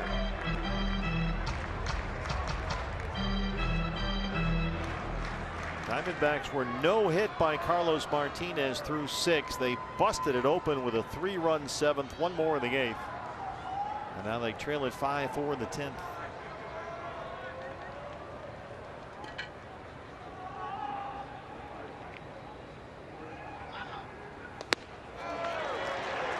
Eduardo starting to get a little jumpy again at those high heaters. Yeah, he's done a nice job over the last 2 or 3 weeks of not swinging at that high fastball, but falling into some bad habits again tonight.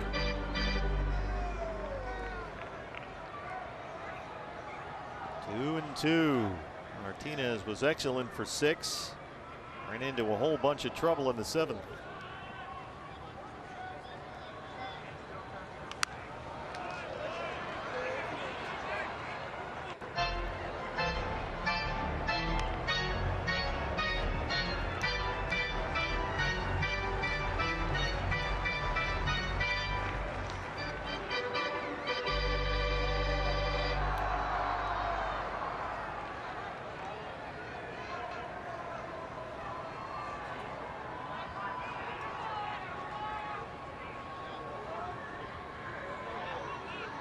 Diamondbacks, after they got 3 runs in that 7th inning, had bases loaded and no outs and could not get any more runs across.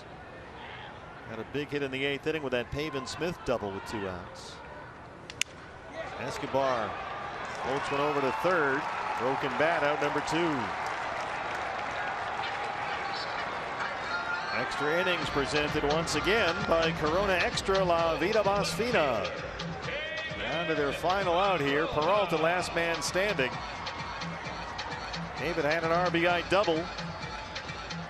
Diamondbacks open that 7th inning with 5 consecutive hits. Peralta was part of that parade.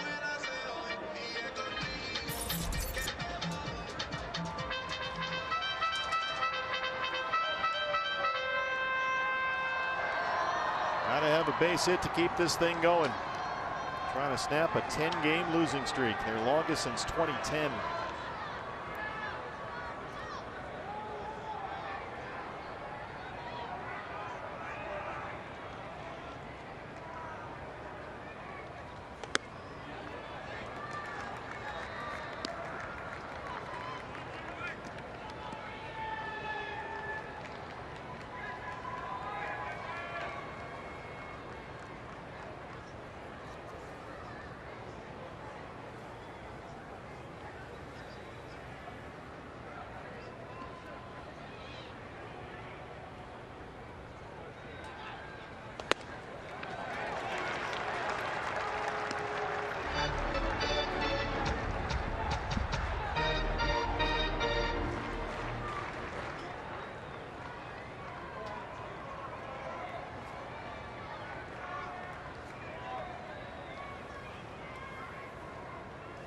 One ball and 1 strike on David Peralta.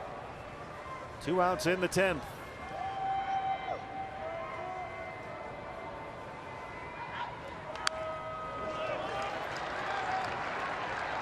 Ponce de Leon just wearing out the top part of that strike zone to both Eduardo Escobar, and now here to David Peralta, elevating that fastball up to the top of the zone.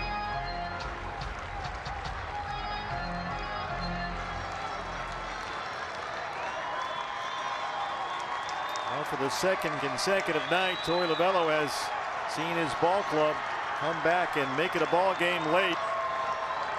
Down to their final strike.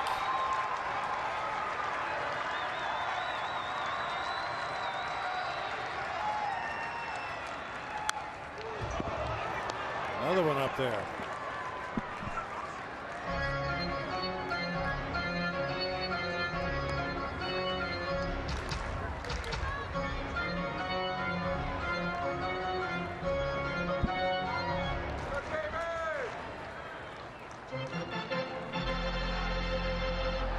Change the signs again. Everybody's going to check their card. Pick a card, any card. Was this your card? Joker. And a triple. Take a triple right now. Yeah, we would.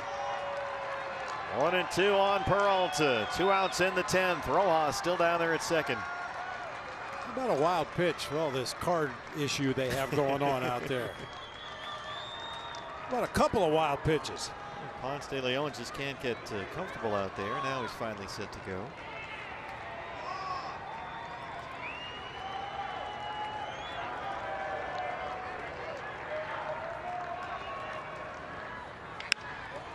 Off the side of the mound, Sosa scampers over there, collects it, and that's the final out. Cardinals win it 5-4. Diamondbacks losing streak is now 11 straight. That matches Kansas City for the longest losing streak of the majors this year. Back-to-back one-run losses for a team trying to get off this skid, and they are now 1-11 in one-run games this year. It was good to see the offense show up after Martinez got chased out of the ball game, but the first 6 very quiet. And then some chances they couldn't capitalize. Bases loaded, no outs in the 7th. Could not get any more runs home. 3 consecutive outs in that situation. Pavin Smith got the big 2-out RBI double in the 8th inning. Had tied the ball game, but they could not get that run across in the 10th, and they drop it 5-4. So St. Louis takes the first of 4. Madison Bumgarner goes tomorrow in game 2 of the series. We'll have that for you. D-Backs Live pregame show at 6 o'clock on Bally Sports. Tyler O'Neill, the early homer off John Duplantier, making a spot start for the ill Matt Peacock. D-Backs came back after they were no hit through 6. Sent 9 men to the plate up there in the 7th. They made it a ball game late, got the equalizer in the 8th, but they fall short in 10. Up next, Bally Sports, D-Backs Live post-game show. Jody and Gracie coming up next.